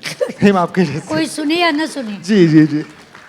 तो वो भी पूरे प्रथमाइज्ड हुए हैं. जी. राइट. ओके. हीना, क्या सपना है आगे, क्या देख रहे हो? और आपके बेटा भी 10वीं में है. हाँ, मेरा बेटा भी 10वीं में है. और तो अभी वो 10वीं में जाएगा और आप 11वीं में जाओगे या 12वीं में जाओगे, कैसा होगा ये? दोनों एक साथ पढ़ने वाले? बिल्कुल साथ में पढ़ेंगे हम दोनों. हाँ. वो अभी 10वीं के एग्जाम्स हैं उसके, तो आगे 11th भी हम कंटिन्यू करने वाले हैं दोनों साथ के अंदर. तो कौन किसको सिखाता है? आप उसको सिखाते हो कि वो आपको सिखाता है? दोनों एक दूसरे को सिखाते हैं. जहाँ पर मैं वीक होती हूँ वो मुझे समझा देता है, जहाँ उसे कुछ समझ में नहीं आता मैं उसे समझा देती हूँ. Very good. तो आगे क्या करना है आपको? क्या लगता है कि आगे रास्ता क्या लेना चाह रहे हो? आगे मैं अपनी पढ़ाई को कंटिन्यू रखना चाहूँगी, क्योंकि ये रास्ता जो मुझे मिला है ये खुला है मेरे लिए, तो मैं इसे बंद नहीं करना चाहूँगी. मैं आगे अपना कंटिन्यू रखना चाहूँगी, और चाहूँगी कि एक अच्छी जॉब करूँ मैं, जिससे कि मैं अपने बच्चों के लिए एक सेपरेट घर कर सकूँ. ये मेरा सपना है, और उनका एक बेटर फ्यूचर मैं बना सकूँ. जहाँ तक मेरे बस में है, मैं उनको टॉप पर देखना चाहती हूँ. मेरी ही तरह सभी माँ बाप की ख्वाहिश होती है कि वो अपने बच्चों को टॉप पर देखें. तो मुझे उस दिन बहुत खुशी होगी जब मेरे बच्चे वो मुकाम हासिल कर लेंगे जो मैं उनके लिए देखती हूँ. और आप जिस गांव से आते हो या मोहल्ले से आते, उनके पास आप कुछ बोलना चाह रहे हो? उनको कुछ बोलोगे? हाँ बिल्कुल, उनको ये बोलूँगी कि जज नहीं करना चाहिए किसी को. ज़रूरी नहीं है कि इंसान फेल हो गया वहाँ उसका ख़त्म हो गया है, वो आखिर है. वहाँ से भी खड़े होके वो एक नई शुरुआत कर सकता है और अपनी ज़िंदगी को बदल सकता है. और प्रथम मेरे लिए वही टर्निंग पॉइंट है मेरी लाइफ का. वहीं से मेरी लाइफ टोटली चेंज हो गई. उसी की वजह से मैं यहाँ हूँ आज सबके सामने. Thank you. येस. मला थोडं बोलायचं आहे. जसं त्या म्हणाल्या की आम्हाला मोहल्लेवाले बोलायचे, तसंच आम्ही पण दुपारी मीटिंग घ्यायचो ना. आम्ही बसलो मीटिंगला, निघाल्या, झालं यांचं सुरू, असं ऐकायला भेटायचं की काय करतात या, जाऊन बसतात नुसत्या असं. मग नंतर आम्ही त्यांना पण कन्व्हिन्स केलं की नाही बाबा, आम्ही नुसतं जाऊन बसत नाही, आज तुम्ही आमच्यातला बदल बघा. आज आम्ही आमचं मत मांडायला शिकलो आहेत. आमची मुलं आज्ञाकारी झाली आहेत, ती काहीतरी शिकतायत. आज 1 to 10 त्यांना येतं आहे ते. आणि परत आम्हाला म्हणजे मुलांना फक्त एक्सपेन्सेसनीच आपण शिकवू शकतो असं नाही ना, की घरातल्या वस्तूंपासून पण शिकू शकतो. आज लहान मोठा एक छोटा बटाटा घेतला, एक मोठा बटाटा घेतला तरी पण तो आकार सांगतोय ना, की प्रत्येक गोष्टीमध्ये फक्त आपण जास्त खर्च केला पाहिजे तसं नाही आहे. आज व्हिडिओमधून मला हे कळालं की मुलांना आपण छोट्या छोट्या गोष्टींमधून घरातल्या वस्तूंपासून पण शिकवू शकतो. हा जो मेन मुद्दा आहे तो म्हणजे सगळ्या मदर्सला इझिली होऊ शकतो. आणि गावात तुझ्याकडे बघण्याचा दृष्टिकोन थोडं बदललाय. खूप तो बदललाय. कॅमेरावाला आला होता त्याचं काय झालं? तो कॅमेरा आला होता, मी पोरांना सोडत होती शाळेला, कॅमेरामॅन बाजूला फिरत होता, ए कोण आहे ग ते, तुझा काय व्हिडिओ करतायत, काय चाललंय हे? म्हटलं मी सांगत होते मी सेलिब्रिटी आहे म्हणून हे सगळं चाललंय. So she was exposed to cameras and photos because we were taking videos. So I think everybody was asking her what's happening. You know, why you've been photographed. सगळ्यांना नवल वाटत होतं की बाबा खरंच काहीतरी एक वेगळंच आहे हिचं, असं खूप छान चाललंय. Yes. अरे आपको कुछ बोलना है और कुछ, बिकॉज आप एक युवा हो और हम लोग महिलाओं के बारे में बात कर रहे हैं, माताओं के बारे में बात कर रहे हैं, तो मुझे लगता है हमारे स्किलिंग में बहुत सारे यूथ आते हैं और आपको मालूम है भारत में भी भारत एक युवा प्रधान देश माना जाता है. तो कुछ संदेशा है, बिकॉज अभी आप सब सेलिब्रिटी है तो संदेशा तो जाना चाहिए. जी जी जी. तो मैं आज के जो यूथ हैं उनको ये बोलना चाहूँगा कि अगर वो पढ़ाई कर रहे हैं तो अच्छे से पढ़ाई करें. अगर किसी कारणवश उनकी पढ़ाई छूट गई है तो वो जल्दी से जल्दी समय बर्बाद ना करें. अगर उनको काम करना है तो स्टार्ट कर दें, या कोई बिजनेस करना है तो वो स्टार्ट कर दें, क्योंकि सक्सेस होने में टाइम लगता है और जो रास्ता है सक्सेस का वो बहुत कठिन होता है. मेहनत करना आसान नहीं होता है, समय लगेगा. और जैसे कि मेरा एक्सपीरियंस है, मुझे 7-8 साल लग गए यहाँ तक पहुँचने में. मीन्स अच्छी कंपनी में जैसा मैंने सोचा था वैसा कुछ हुआ नहीं. जब मैं गया स्टार्टिंग में सारी चीज़ें एकदम अपोजिट थी. तो अभी थोड़ा सा मैंने स्ट्रगल किया, मेहनत किया, अब मेरी लाइफ इजी हो गई है. काम के साथ साथ मैं पढ़ाई भी कर रहा हूँ. तो मैं लोगों को यही बोलूँगा कि जल्दी स्टार्ट करें, क्योंकि आज की जनरेशन को मीन्स आदत नहीं है ये सब चीज़ों की. उनको क्या बोलना चाहिए, 2 मिनट वाली मैगी का टेस्ट पसंद है, इंस्टेंट नूडल चाहिए. जी जी जी, हाँ. जी. तो आप बोल रहे हैं कि सब्र करो. सब्र करो और मेहनत करो, टाइम दो, क्योंकि समय मौका देती है और मेहनत चौका देती है, इसीलिए. Thank you. तो मुझे लगता है हमको हमारा वक्त समाप्त हो रहा है, तो बहुत बहुत बधाई और ऑल द बेस्ट. आपको कुछ कहना है क्या? बरं, लास्ट वन मिनिट. 1 मिनिट. जसे सर म्हणाले की त्यांनी तुमचा विषय खूप ऐकलंय, मी सुद्धा ऐकलंय, मी सुद्धा वाचलंय, पण थोडंफार तुम्ही सांगाल का तुमच्या शब्दात प्लीज? अच्छा. नहीं, मुझे लगता है वक्त थोड़ा सा कम है, लेकिन जैसे आप मुझे पूछ रहे थे कि आप 30 साल लगे कैसे रहे ना, मुन्ना भाई जैसे लगे रहते, जैसे ये मुन्नी भाई कैसी लगी रही. Okay.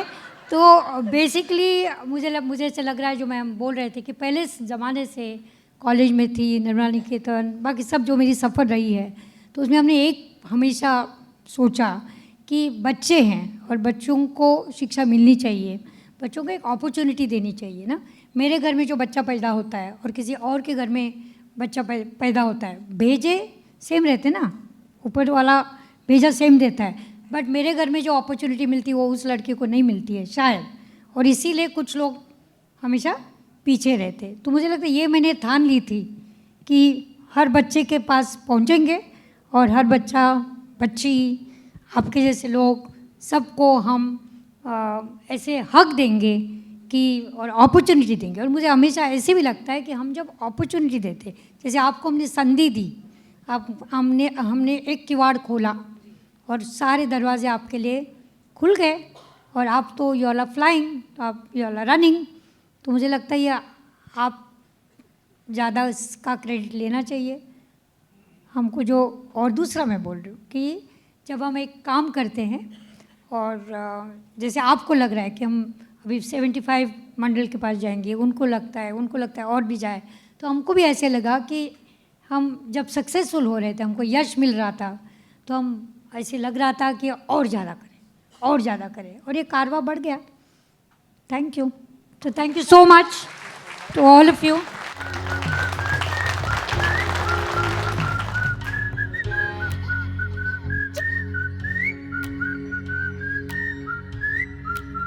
Finally. I would like to invite Rohini back on stage to help close this evening for today.